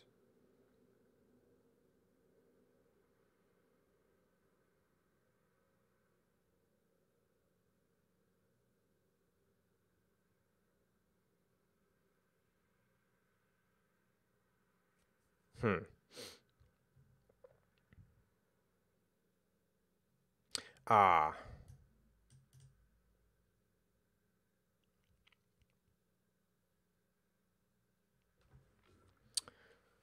Huh.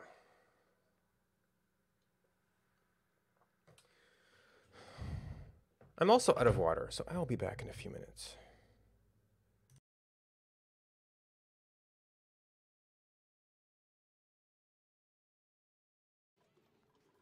And supposedly they have turned off some of the debug tracking. Now it's still a recently loaded game, so it might not be too visible in the jobs panel, but oh, vacant position. That's new.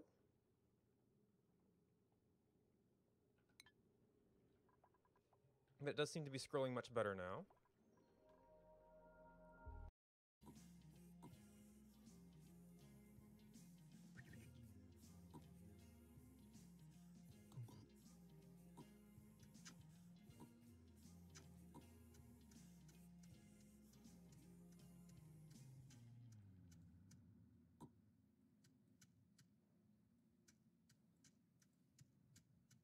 Oh no.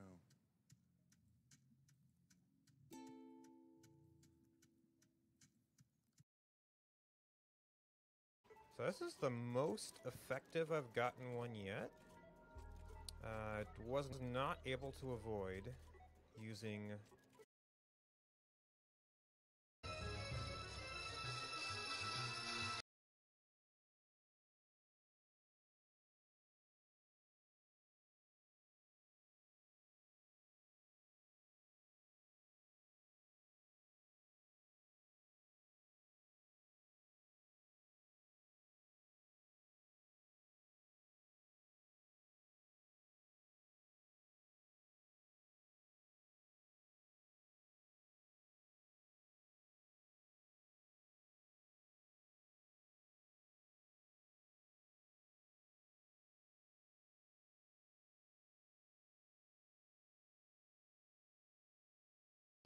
No.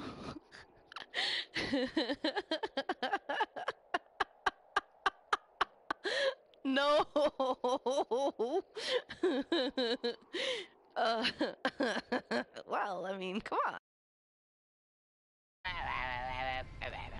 Like 2001, yo. I lied, 2010.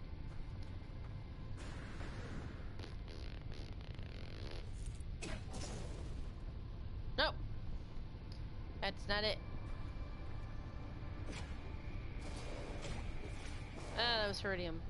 I don't want that either. I'm literally looking for a specific thing, and I'm not gonna find it. Oh, shit. 14 strength. That's pretty sweet. But is that what they started with? Because that doesn't get boosted up, right? As far as I know. Okay, so we need to do some more debugging. So the issue is when it comes out here, it wants to go in either direction. So when it comes out, I think we need to make sure. But why would it ever try and go backwards? There's an exit over here. Like a Okay, welcome back.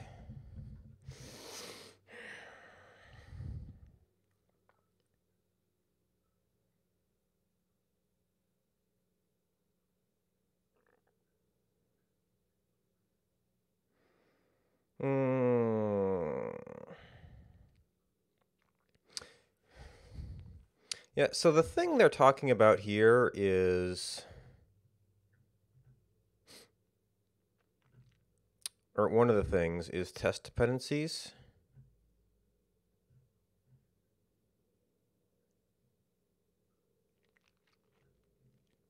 No separate project.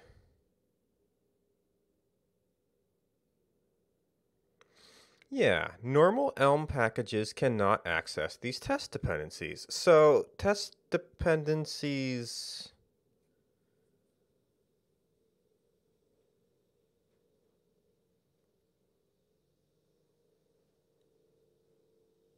are actually useless?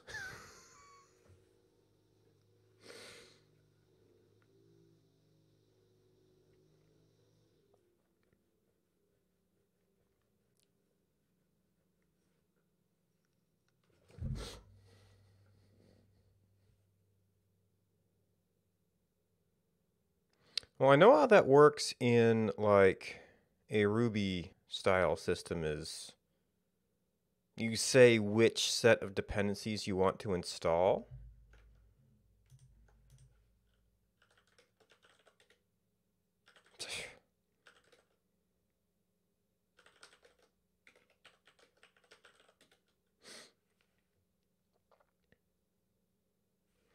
Okay.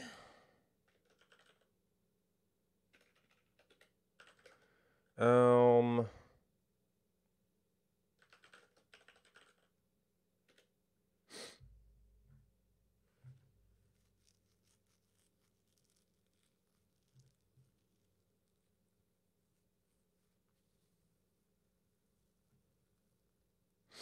output, output, output.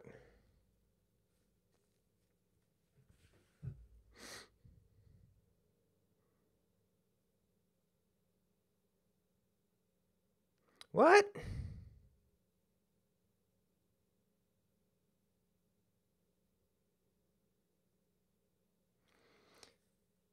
Test dependencies. So for a package, I can understand that it would install all dependencies normally, except for what they're saying.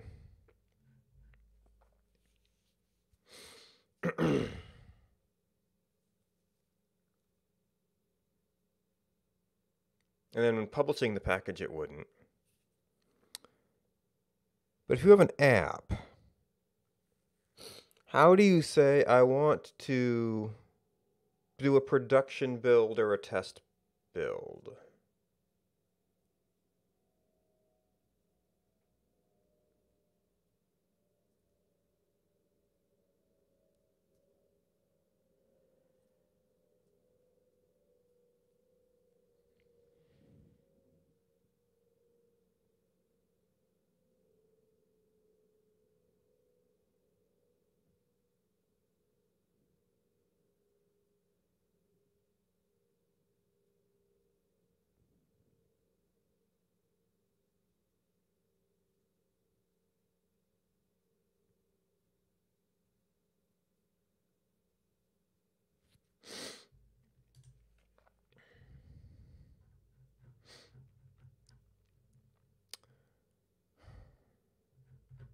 Okay. So we've got expectation, test, runner. It's fine. HTML, parser. Oh, we'll have to define how the main works.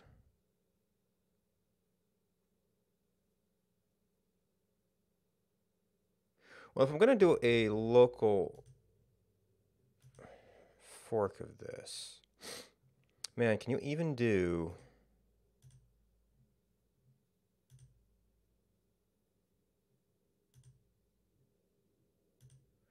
Where is it?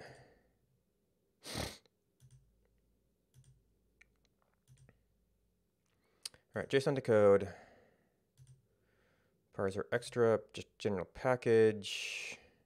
That's sort of relevant. Don't know what that is. Elm test is sort of relevant. Elm JSON, which I don't see how to use test dependencies right now.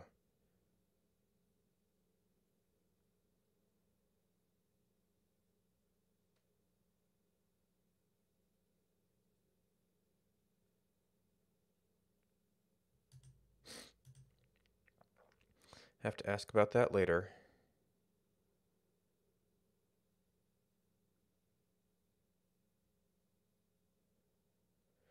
Let's channel differences we might need. That was the blog post that got us there. Okay, there's eUnit. There's parser, parser, parser. So we could probably get this to update. The command line stuff might be more interesting.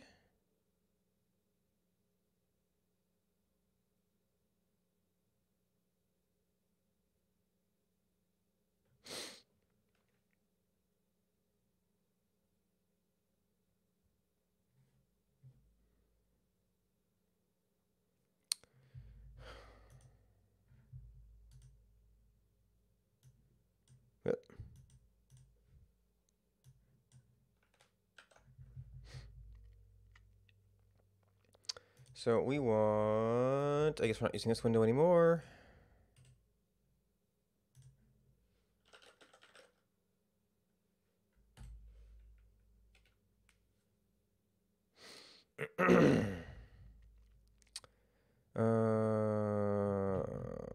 Unit.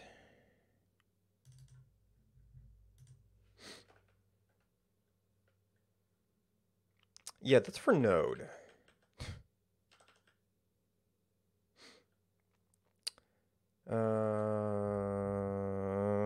Oh, we actually have to kind of do the full update on this, don't we? Elm package.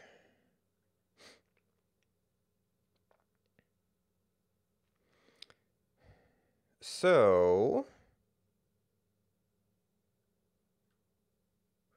what we already know, well, that this is a different file.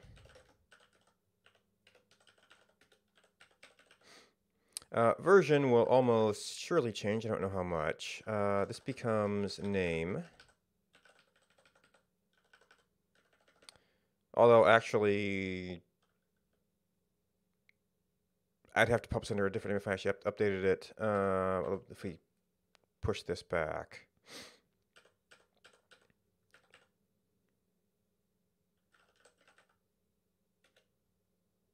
I actually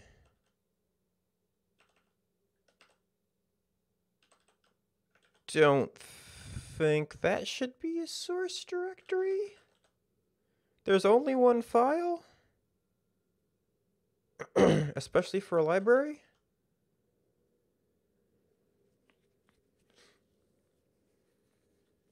Maybe that affects what gets published.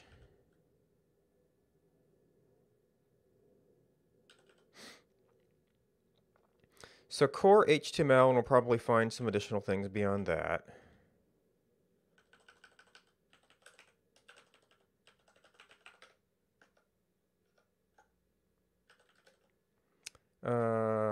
CD eUnit, switch to Elm 19 mode. Elm install, Elm core. The type field. Oh.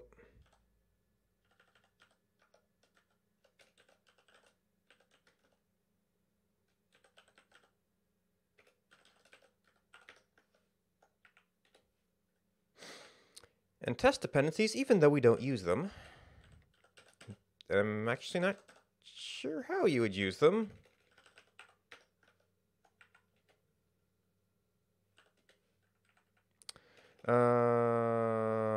Shoot, was it? Had to be ml, right? Yeah. And probably some other things that have been extracted.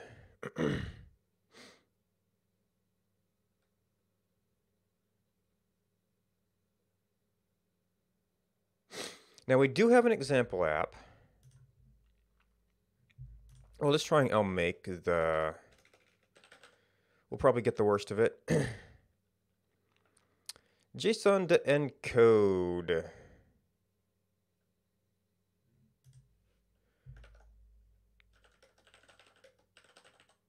Elm install Elm JSON.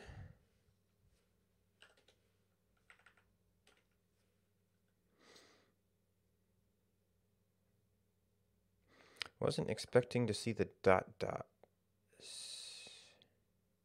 Oh. That's interesting little hidden syntax change. Which file's that in?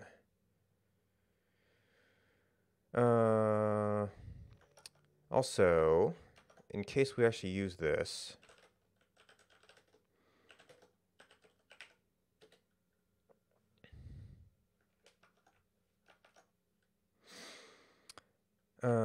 file was in test. Exposing, where's the test type? Sweet test. Okay, that is in fact everything. I think it would actually be kind of nice if you could expose only particular subsets, but a record type.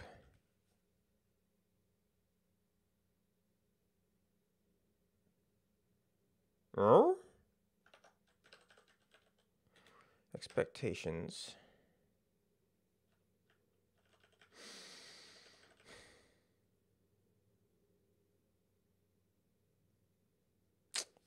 So that's not the most typical Elm formatting for it, but I don't think it's syntactically wrong.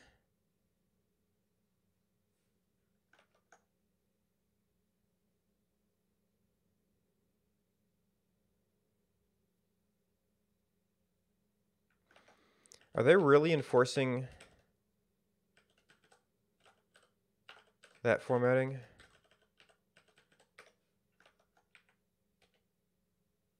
They appear to be enforcing that formatting.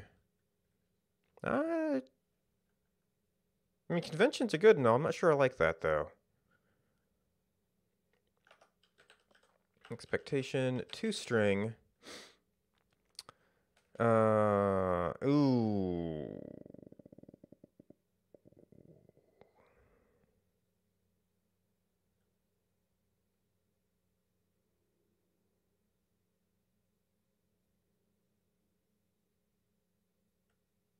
This can't be ported.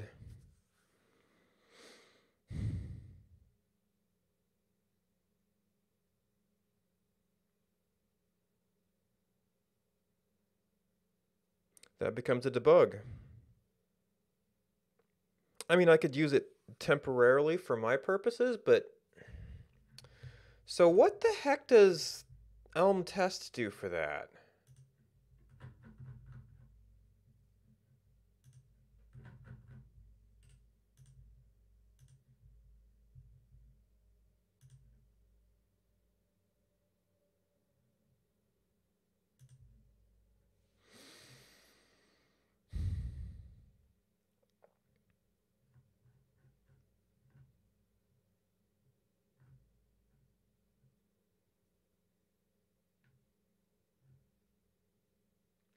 Expect equate with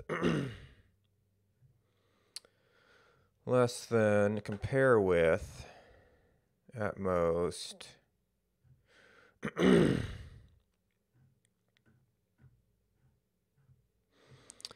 True, false, okay, error, equal lists.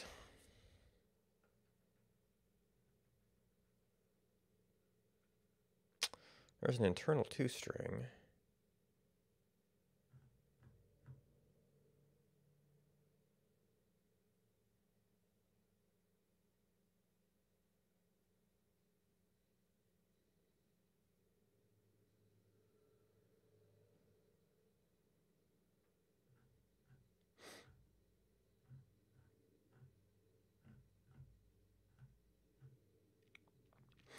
equate with is just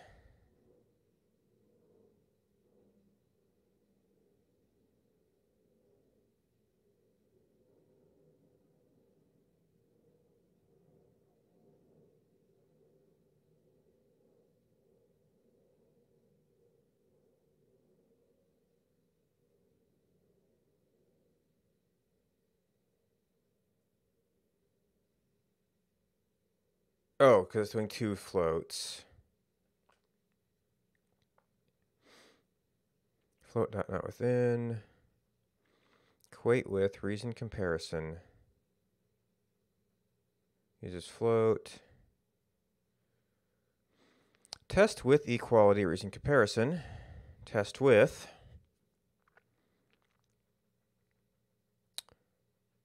run test actual expected. So we defined run test.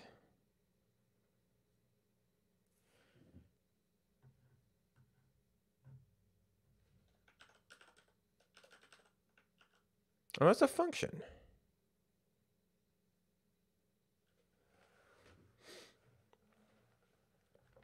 Well, I'm seeing some internal toStrings here, so we have to find the internal module.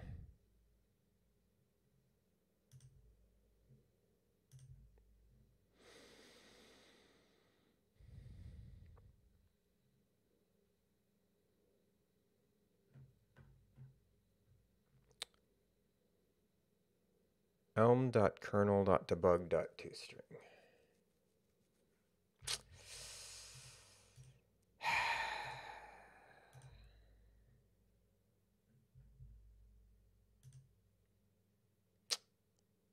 It's a blessed module.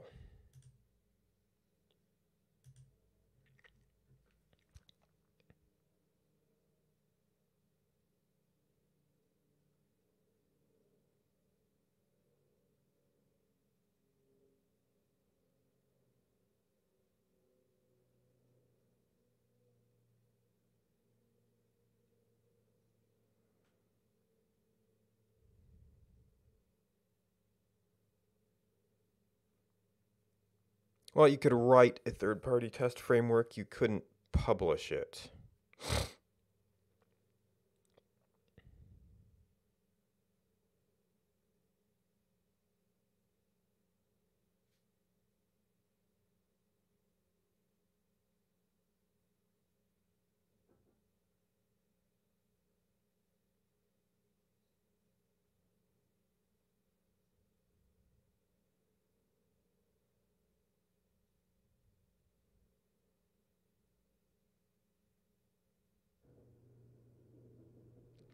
So I can source over to this for local use, but you could not publish this as a package.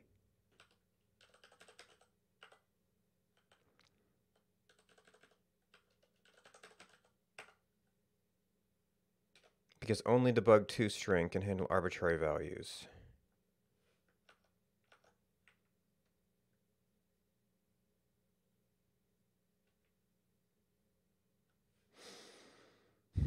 Oh, picky indentation again.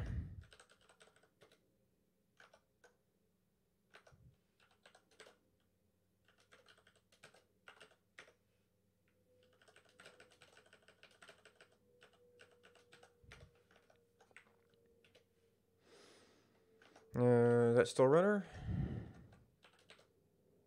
Whoa, what the? I don't even know what happened there.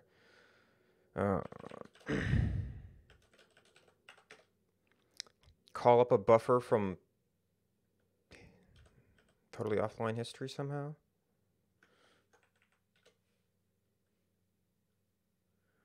Runner, an argument.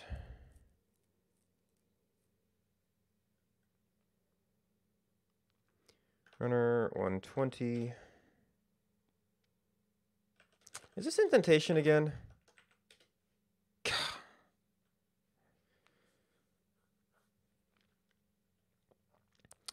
Elm is becoming Python.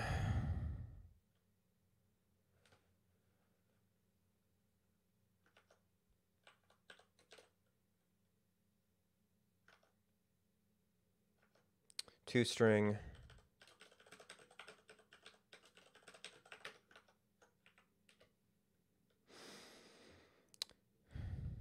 Okay, that compiles.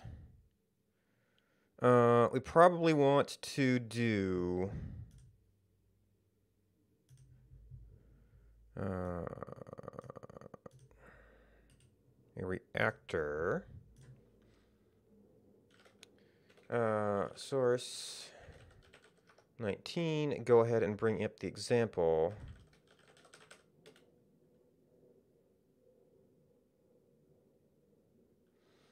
I don't think I was running any other reactors yet. No.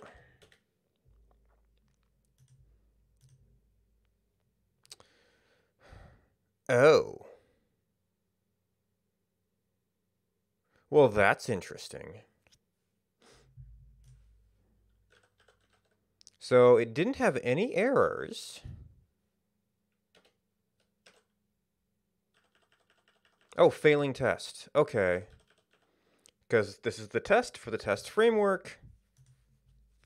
So these are expected to fail, so we can show this. So I can run my tests for my own peace of mind. But I may have to ping the Discord about how would you even make a test framework that wasn't blessed.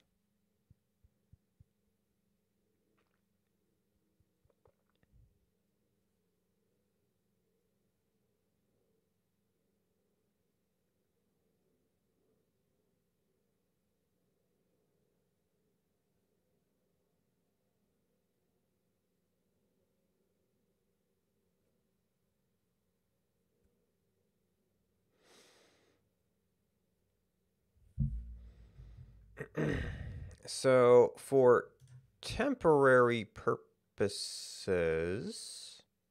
and it looks like the source directories did work.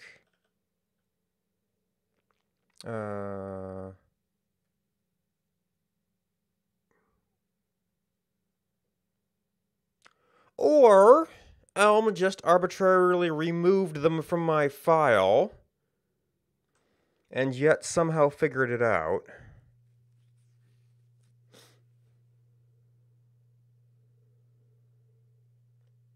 But this is another problem. Like, what if I have a package that depends on another package and I'm developing both of them? Do I just have to copy the files over?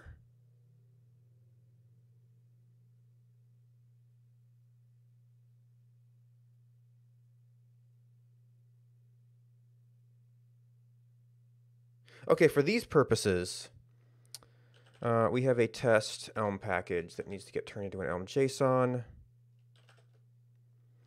And this will be an application which can have source directories.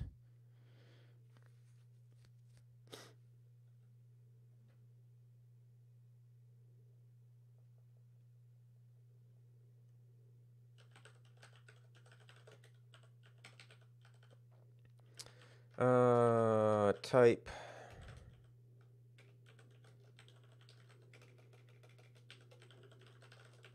application, and this is another case where blah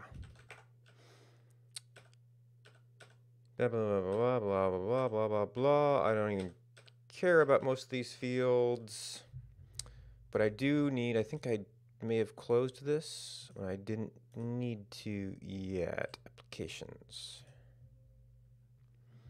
Type applications, source directories. These all become hard dependencies. And this I'm just going to have to look at the list and rebuild. And actually I can't have that test dependency. So we're going to have to go dot dot dot dot dot dot dot dot dot dot dot dot dot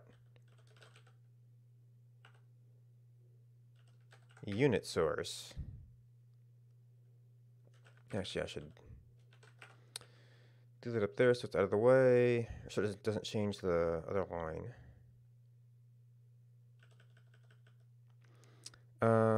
You do not expose modules. If modules complain about test dependencies,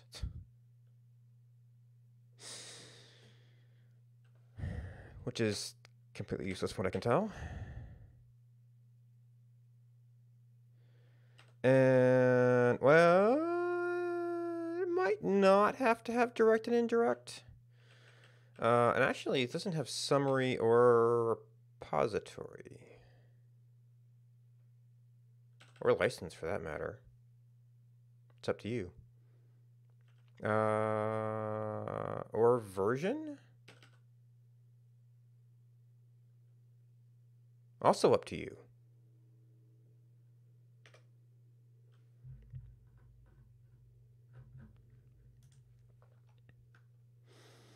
And then I need package in the test.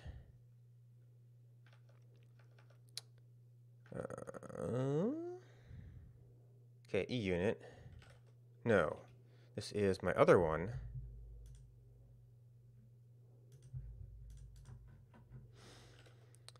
CD test. Install.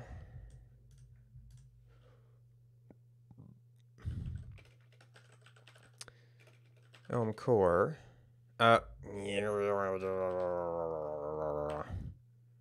Picky. I guess I could have actually used init for this.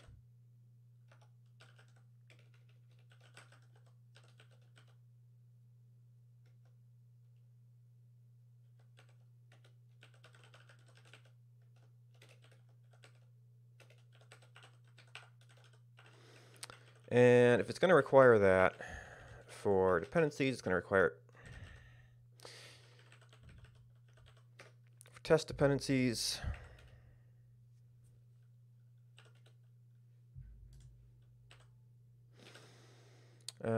Test package. All right, we needed HTML. We needed HTTP. We need parser. And possibly some other things. Oh, actually. JSON. JSON. Time. And RT. And I can't even copy these because it's a completely different format.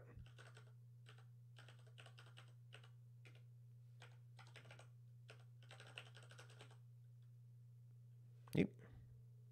This one is actually not in Elm.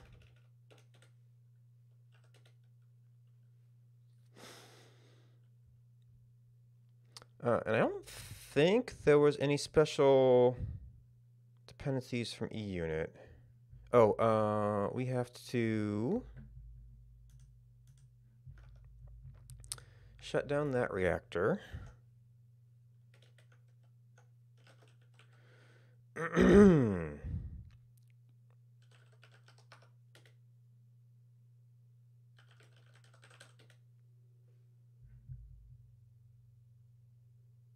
Oh, actually, no. We have to be in test.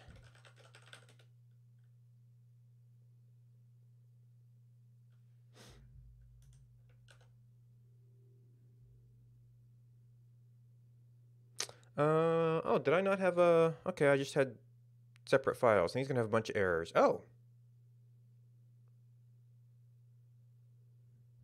Okay. This has actual errors.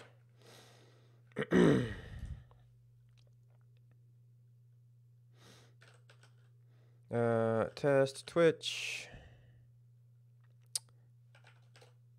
Man, this is a very, very simple...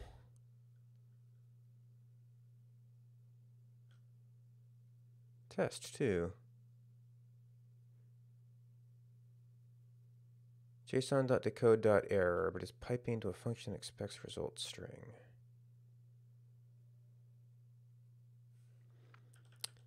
Oh, they must have changed the default type of JSON errors.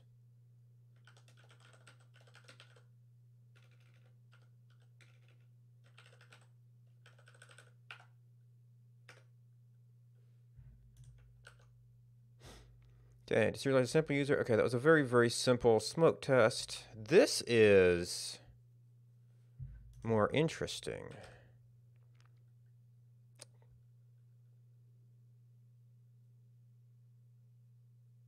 Wait. The built-in now handles int? Is that right?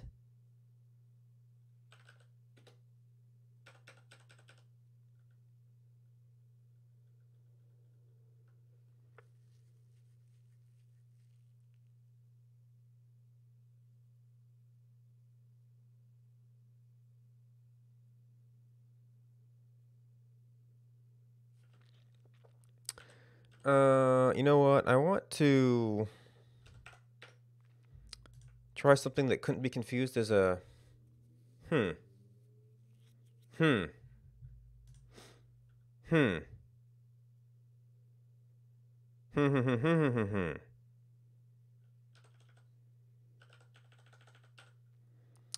All right. So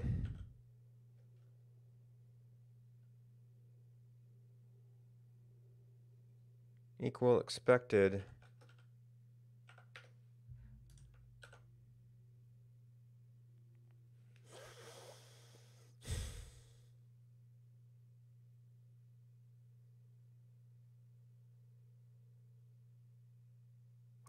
Well, I don't even need a special. Well, we can see why this is broken, but it. Well, I still have the compound stuff. We just don't. We might not need suffixed int.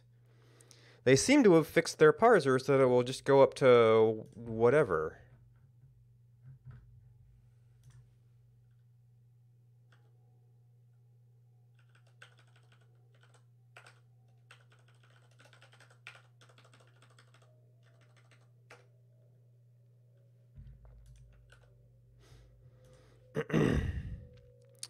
All right, 2-element duration and 3-element duration.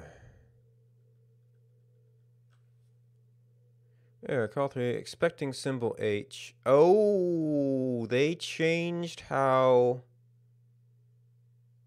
seriously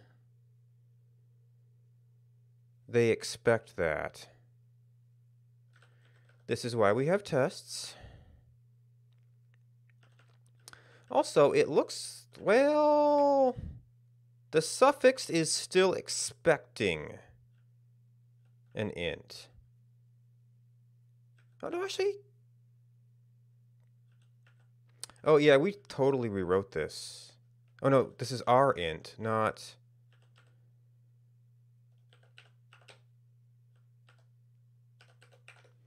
Now, does this fall back to the parser int?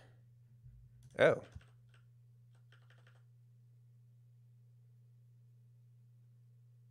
Oh? And I closed all that stuff down.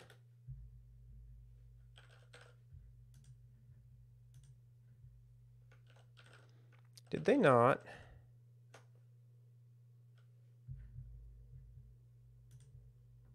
Parser exposing all. Okay. Sure. Whatever.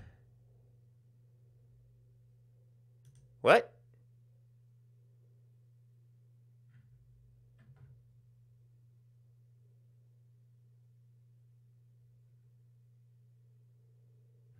Oh, I'm trying to expose it, right.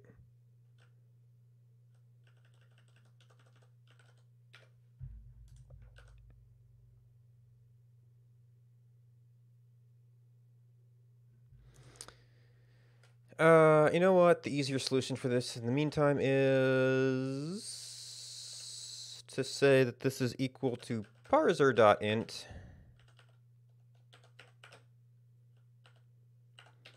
And then worry about the rest of it later. And more of a cleanup, parser.in. And then we have to re-export this. Oh. That broke more tests.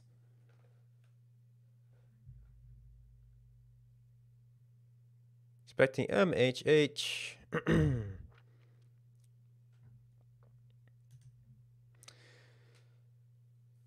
So what the heck?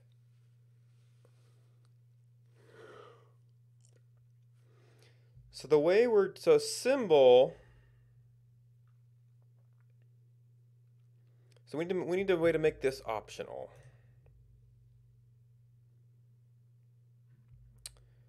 How did we do this before?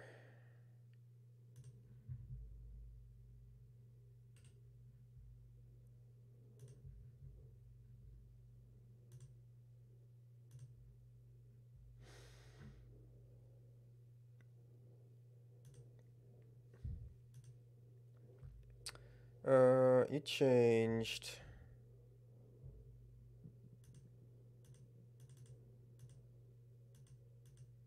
What the? It's a little bit bugged.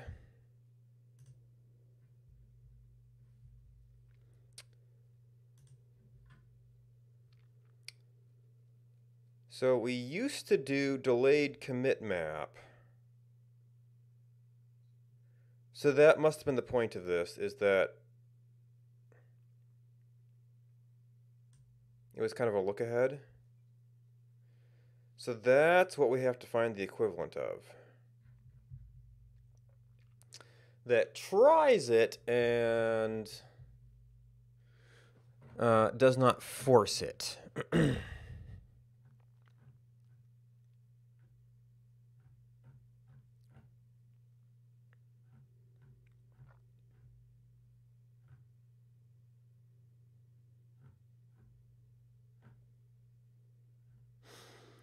Skip. No. Recursive, no. One of. Oh, does this need to be backtrackable? Now, that was a commit thing. And maybe that's what this is related to. Backtrack all. Exactly given string. It's not. Lists and records, not really. Loop, not really.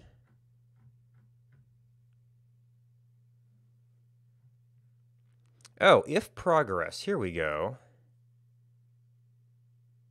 Well, maybe. Oh, because normally if you're checking for these things, it's some sort of one of. It could be any of the language structures.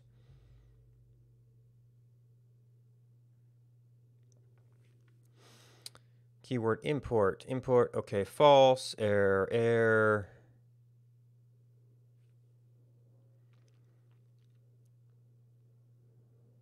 Is it possible to backtrack? Keyword succeeds. Oh. Okay. Yeah, that kind of works.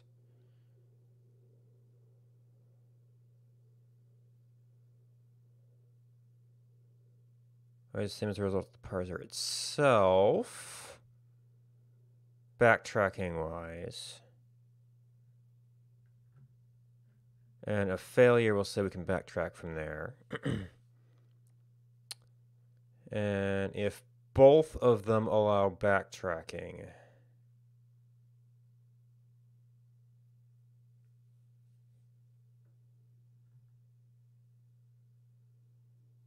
Oh.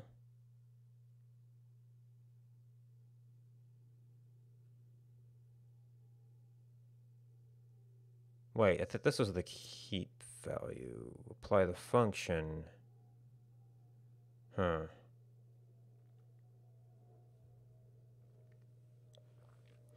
Okay, B, okay, B.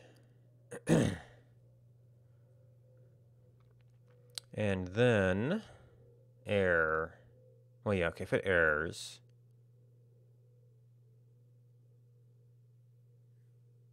Our result is backtrackable.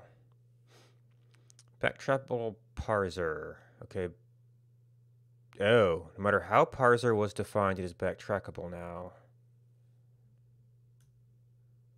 You can have one of the options start with a backtrackable segment. So even if you do start down that path, you can still try the next parser if something fails.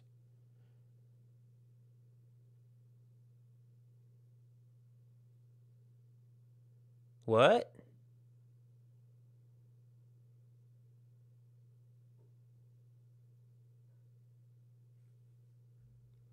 Okay. Map to backtrackable spaces. You need a bunch of spaces followed by a comma.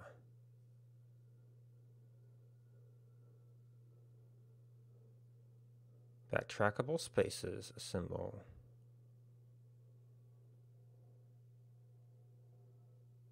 Okay, not backtrackable. Oh, because the symbol succeeds false. Both parsibos. Because symbol succeeded.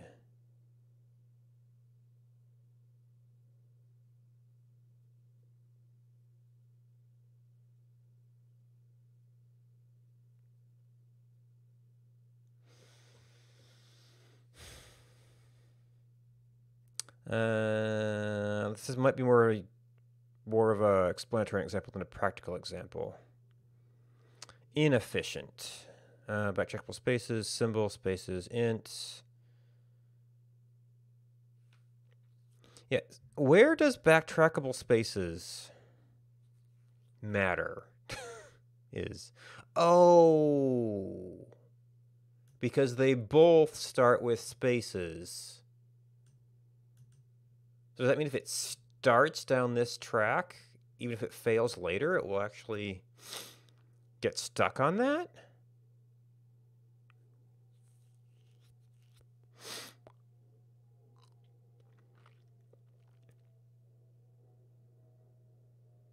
Oh, error not backtrackable. Error backtrackable. What? So having backtrackable spaces means if there's any spaces, it becomes not backtrackable?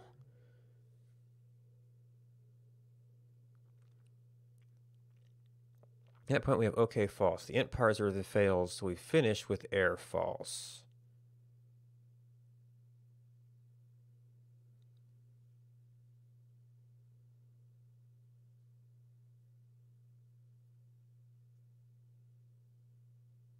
At that point, we have OK false.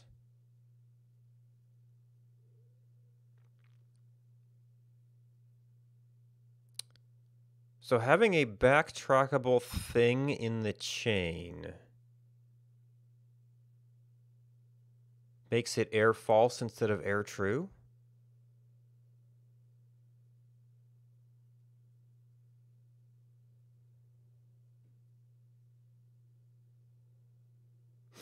Succeed, but symbol A fails. At that point, we have error true. What?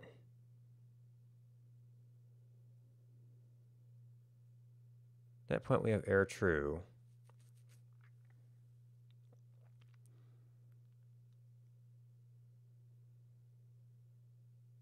The int parser then fails on A. So why do we go to error false? I would have to get into how this thing is defined, I think. Trackable, but symbol fails. At that point we have error true, so one of tries the second possibility. After backtracking, spaces succeeds with OK false. Fails returning an error false.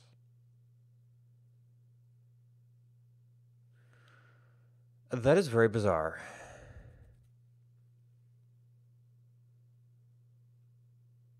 Inefficient in general, though.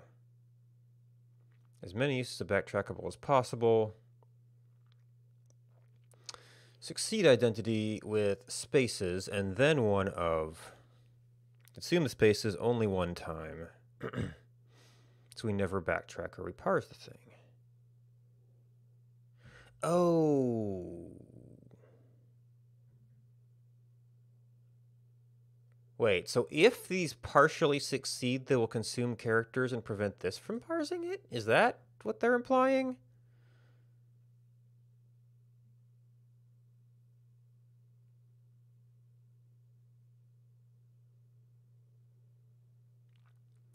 This still doesn't tell me... I don't know if this tells me how to make something optional. There's got to be a better way just to say, this thing might exist, it might not.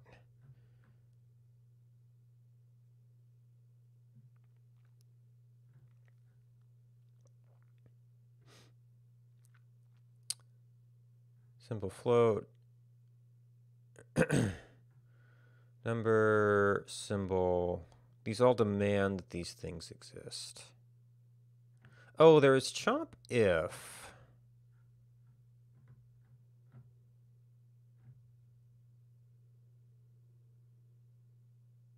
I mean, I could define 3 different one-ofs.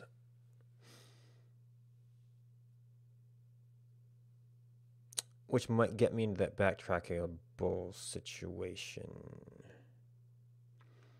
Yeah, so I guess the optimal way to do this would be to parse an int and then switch off the character to see what it was.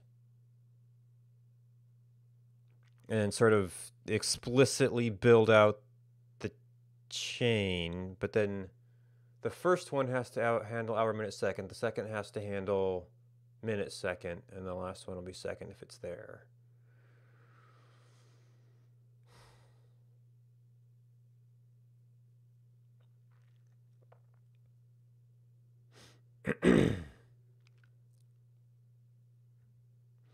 It's almost always in some way and it's tricky to use. They have no examples of commit that I saw. Yeah. It's almost always paired. Read this document, which explains nothing about commit. Without any regard to what comes next.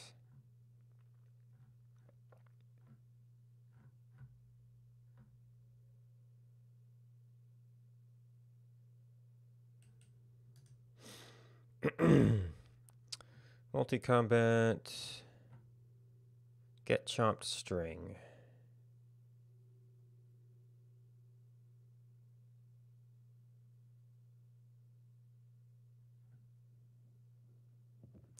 Chomp one character if it passes the test. Get chomped string expects a chomp 0 or more characters if they pass the test. But this is specifically a char bool. Chomp until you see a certain string. Chomp until or you run out of characters. Map a chomped string. I need to chomp until indent, position, offset, source.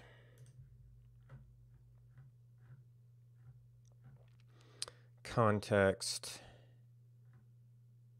Past here, just like parser becomes token, you need to provide a problem.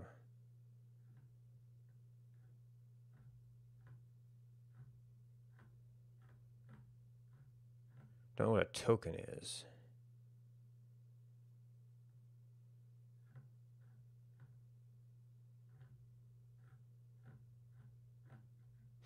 Even though it's actually defined in here, from what I can tell.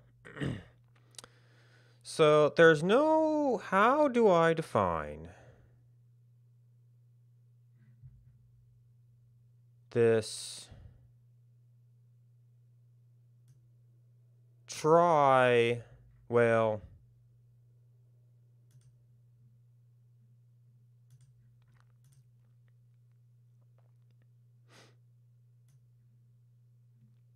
try this and suffixed int, parser int. Oh. Wait. How?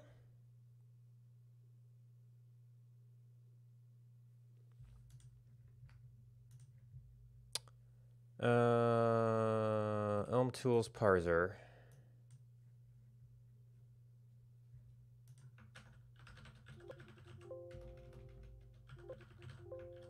What kind of with default was that then? Did I have anything else in there?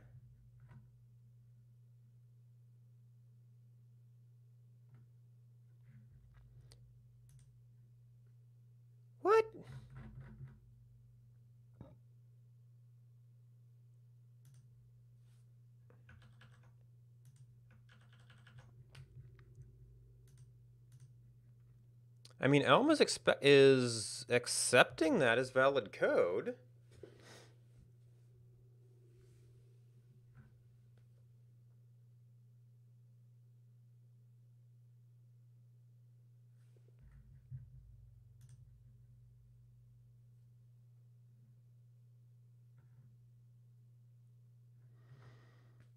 But it doesn't appear to be part of this package.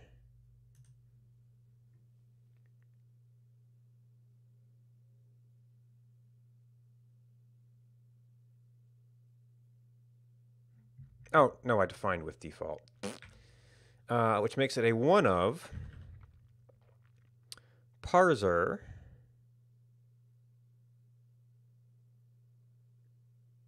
or succeed 0.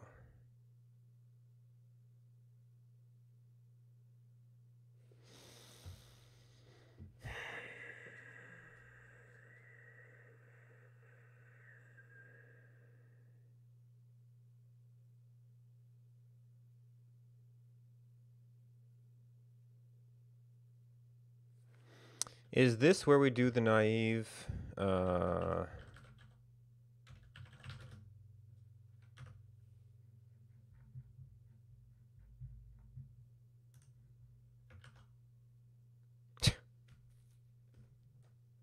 That fixed the one element case.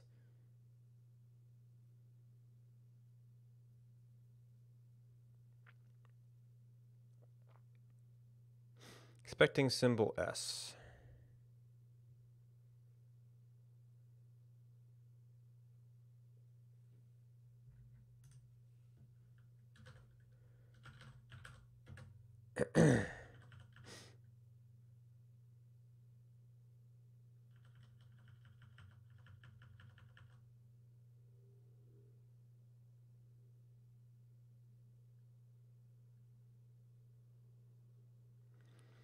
Oh, I wonder.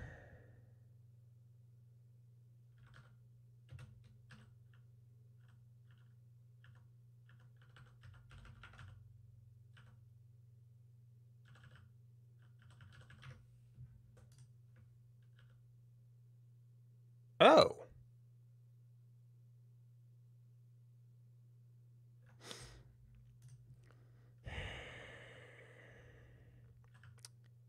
So there's something funny in the test here. Although also this suggests, yeah, that's worrisome. Test parser. So I guess we have to do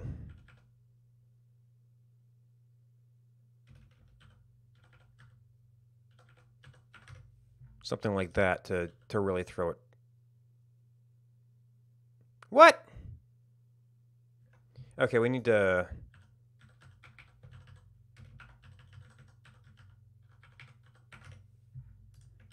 make sure.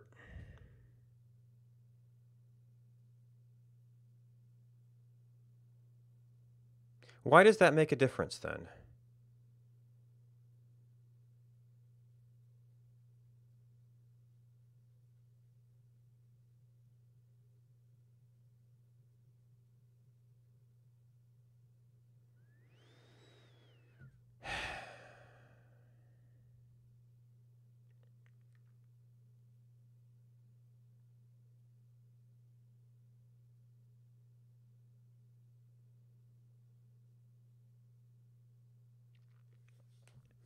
Does it have to do with how it leaves the input state?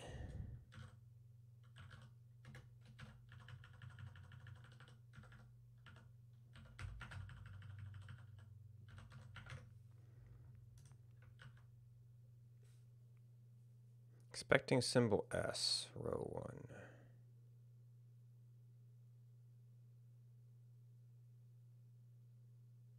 Does it consume extra characters? I don't have a good way to debug this, unfortunately.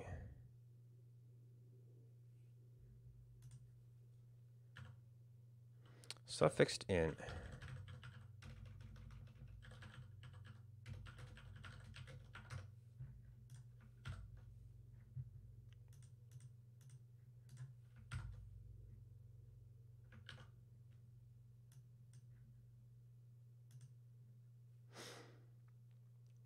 Got 11, got 3.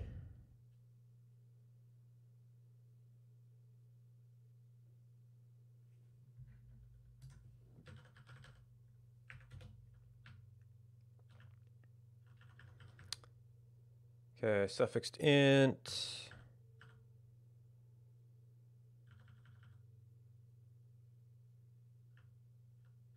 This is...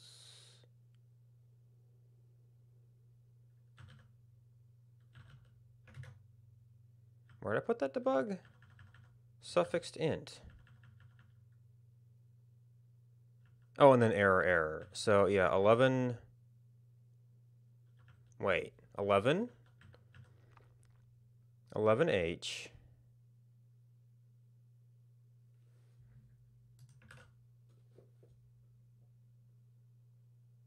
What?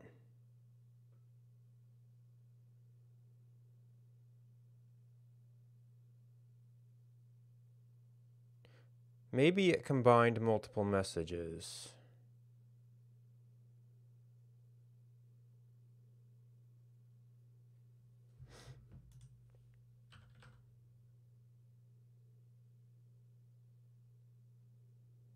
Oh, no, that's just int. Okay, this is suffixed int.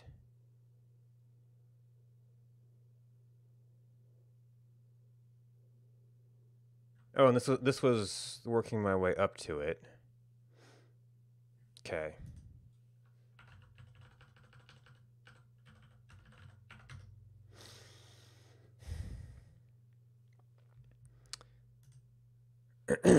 So we got 11. We got 3. Oh, you know what? He's doing all the format detection, so leading 0 is going to make it like octal or something.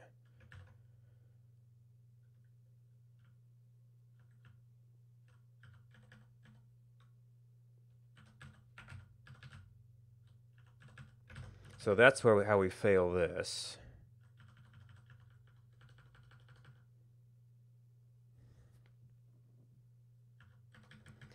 So it does handle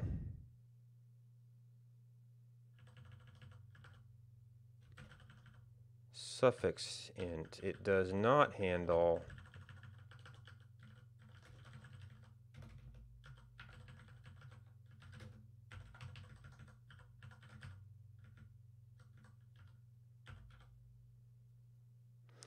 Oh, 2 minutes, 3 seconds. We would expect a 2.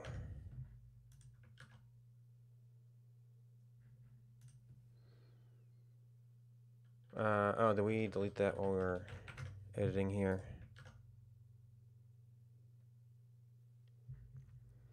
Expected 2 instead and counted 0.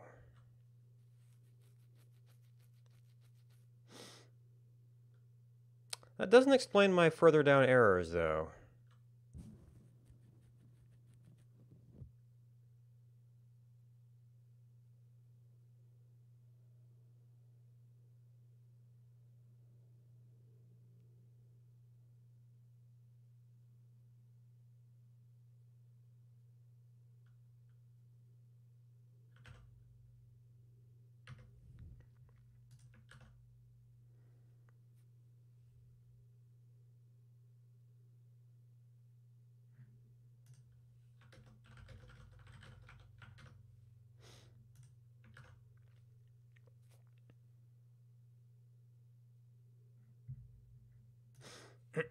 All right, so that's why the built-in int doesn't work.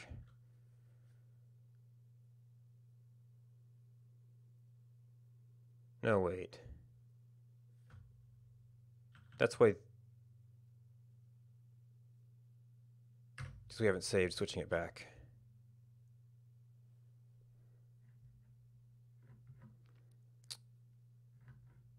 Right, okay, so that explains why we were able to switch to that for the basic test, and it failed for the actual thing.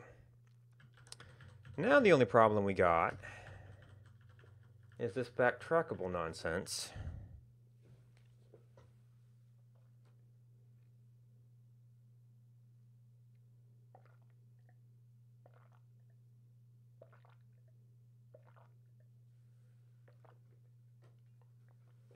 Now, delayed commit may have kind of been doing the same thing. That document was kind of useless. Does the documentation for commit tell us anything about how to use it?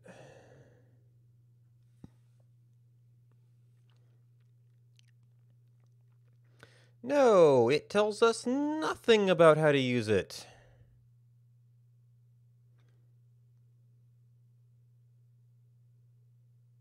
I mean, it takes an A. Does that make it like succeed, but cutting off backtrackable a little bit?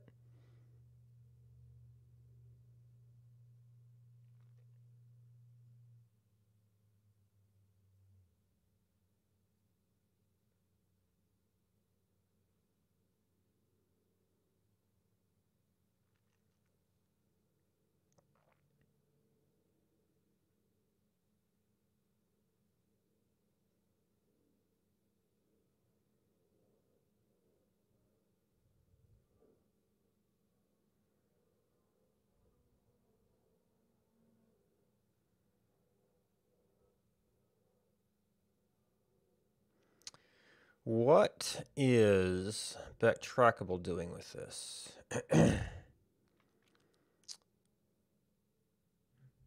I wish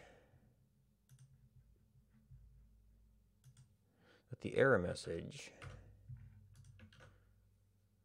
was a bit more useful here.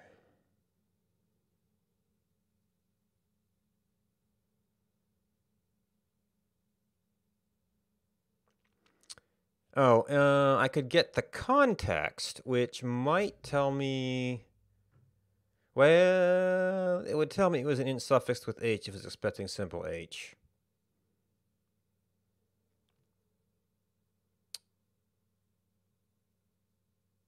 Interesting. These do hit different columns.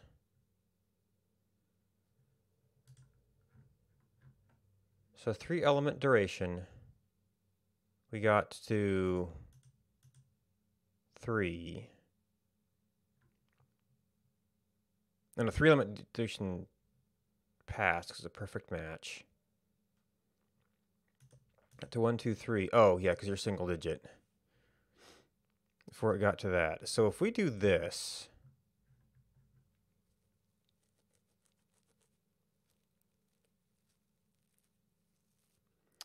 it appears that this wants to work in a situation where the next character will unambiguously tell you what it is.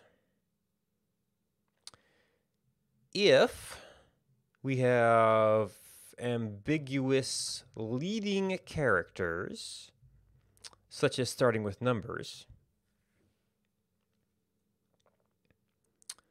then any attempt to parse that will consume the input.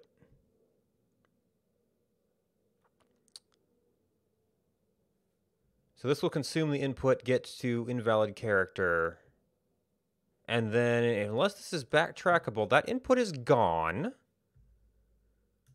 We succeed, we get to that letter. Expecting symbol H.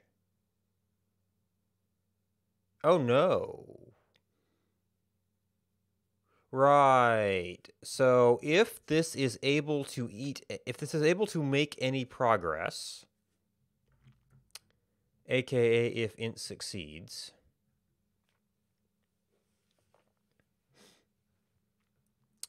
then we get to here. This returns an error.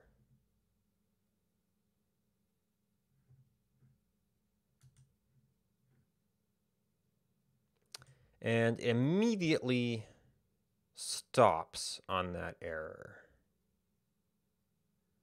if this becomes backtrackable, then I'll go, oh, well, okay, we made some progress, ran into an error, so we should backtrack to where we were when this happened. So the semantics document was not very helpful about that. So the way we would have to parse this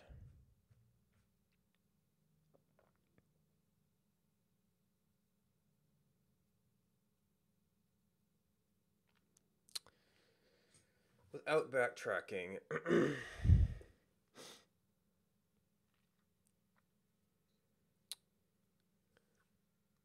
would be parse a number, then check the character and decide what to do with the number.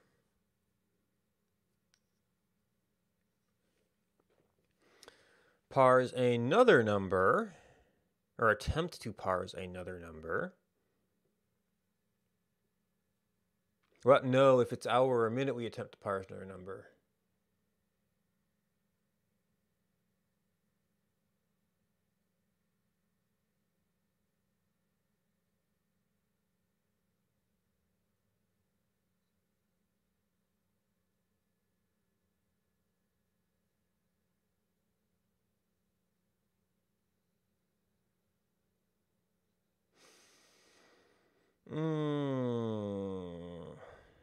So delayed commit is probably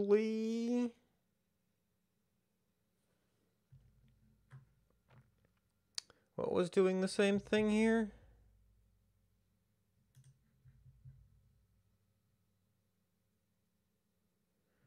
Except we had it in suffixed int before. It was, oops, we clicked on something else.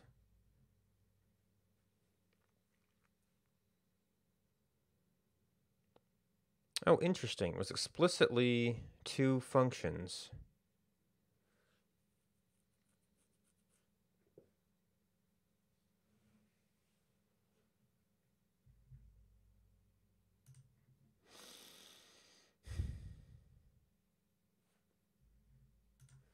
I guess this should be identity, really.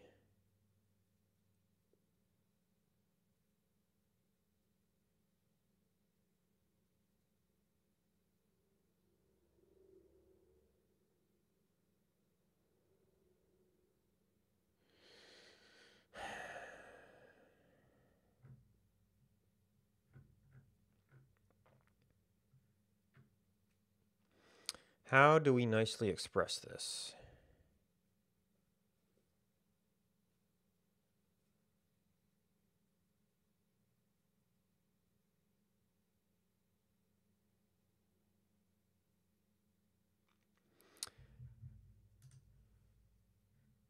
Unfortunately, they use their own internal magic implementation, so it's not necessarily easy to look at the library's own code, as would often be an answer to this kind of thing.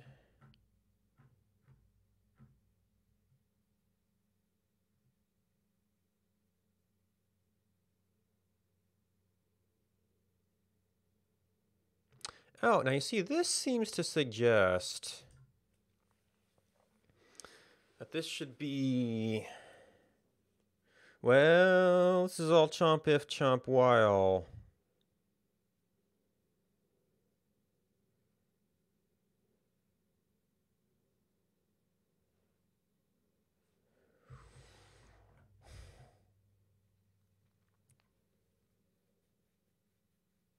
Oh.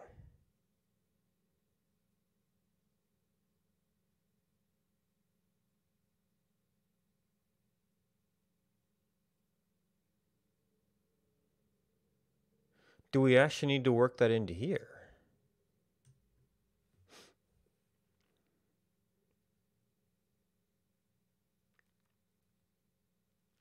Now you see, if it passes the test,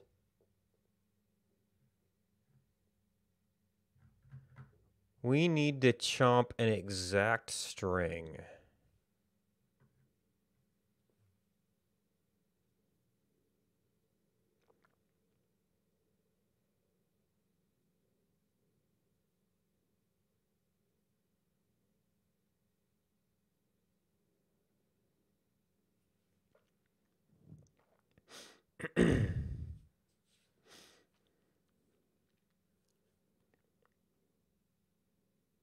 Get offset parser. Get offset get source.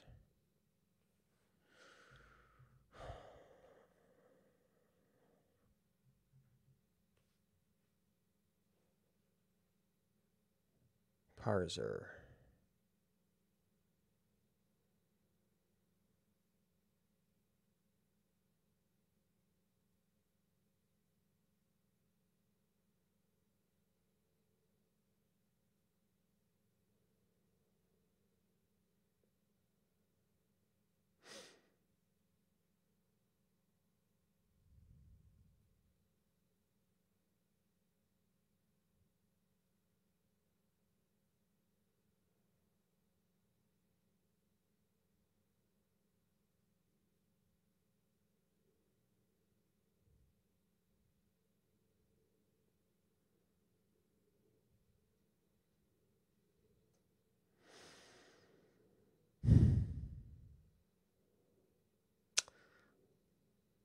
That might be a problem for tomorrow.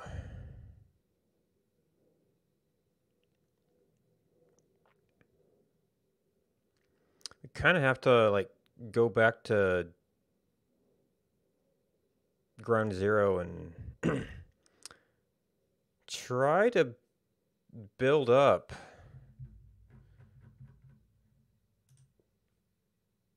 I mean, I know how to do this in a very annoying, explicit way. We grab an int, we switch off of, then we grab one of these three characters.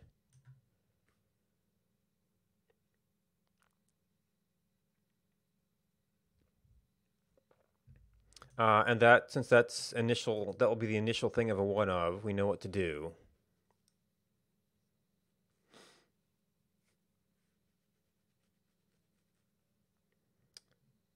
But then that determines what we do with the value we got here. Or I guess you do a loop of number suffix letter. And then you look at the letter to decide how to multiply it.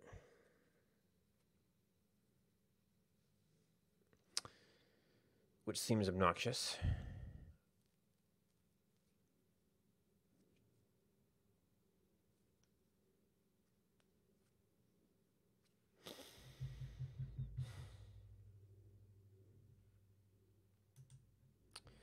But yeah, I don't think I'm in the right headspace for this right now.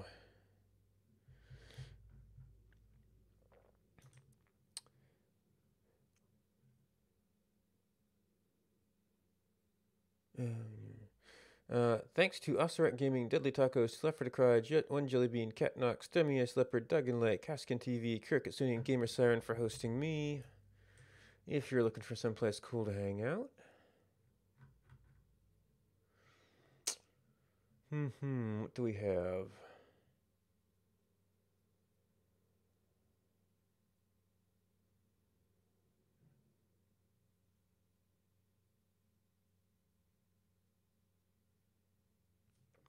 Not sure what that's doing right now.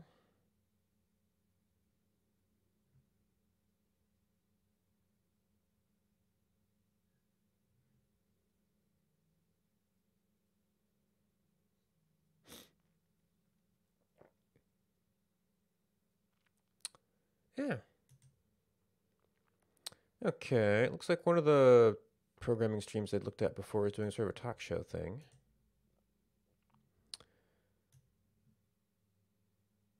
So Rock Knight Studios is somebody I've looked at in the past. Looking for someplace cool to hang out. That's someplace cool to hang out. Thanks for hanging out with me, and goodbye.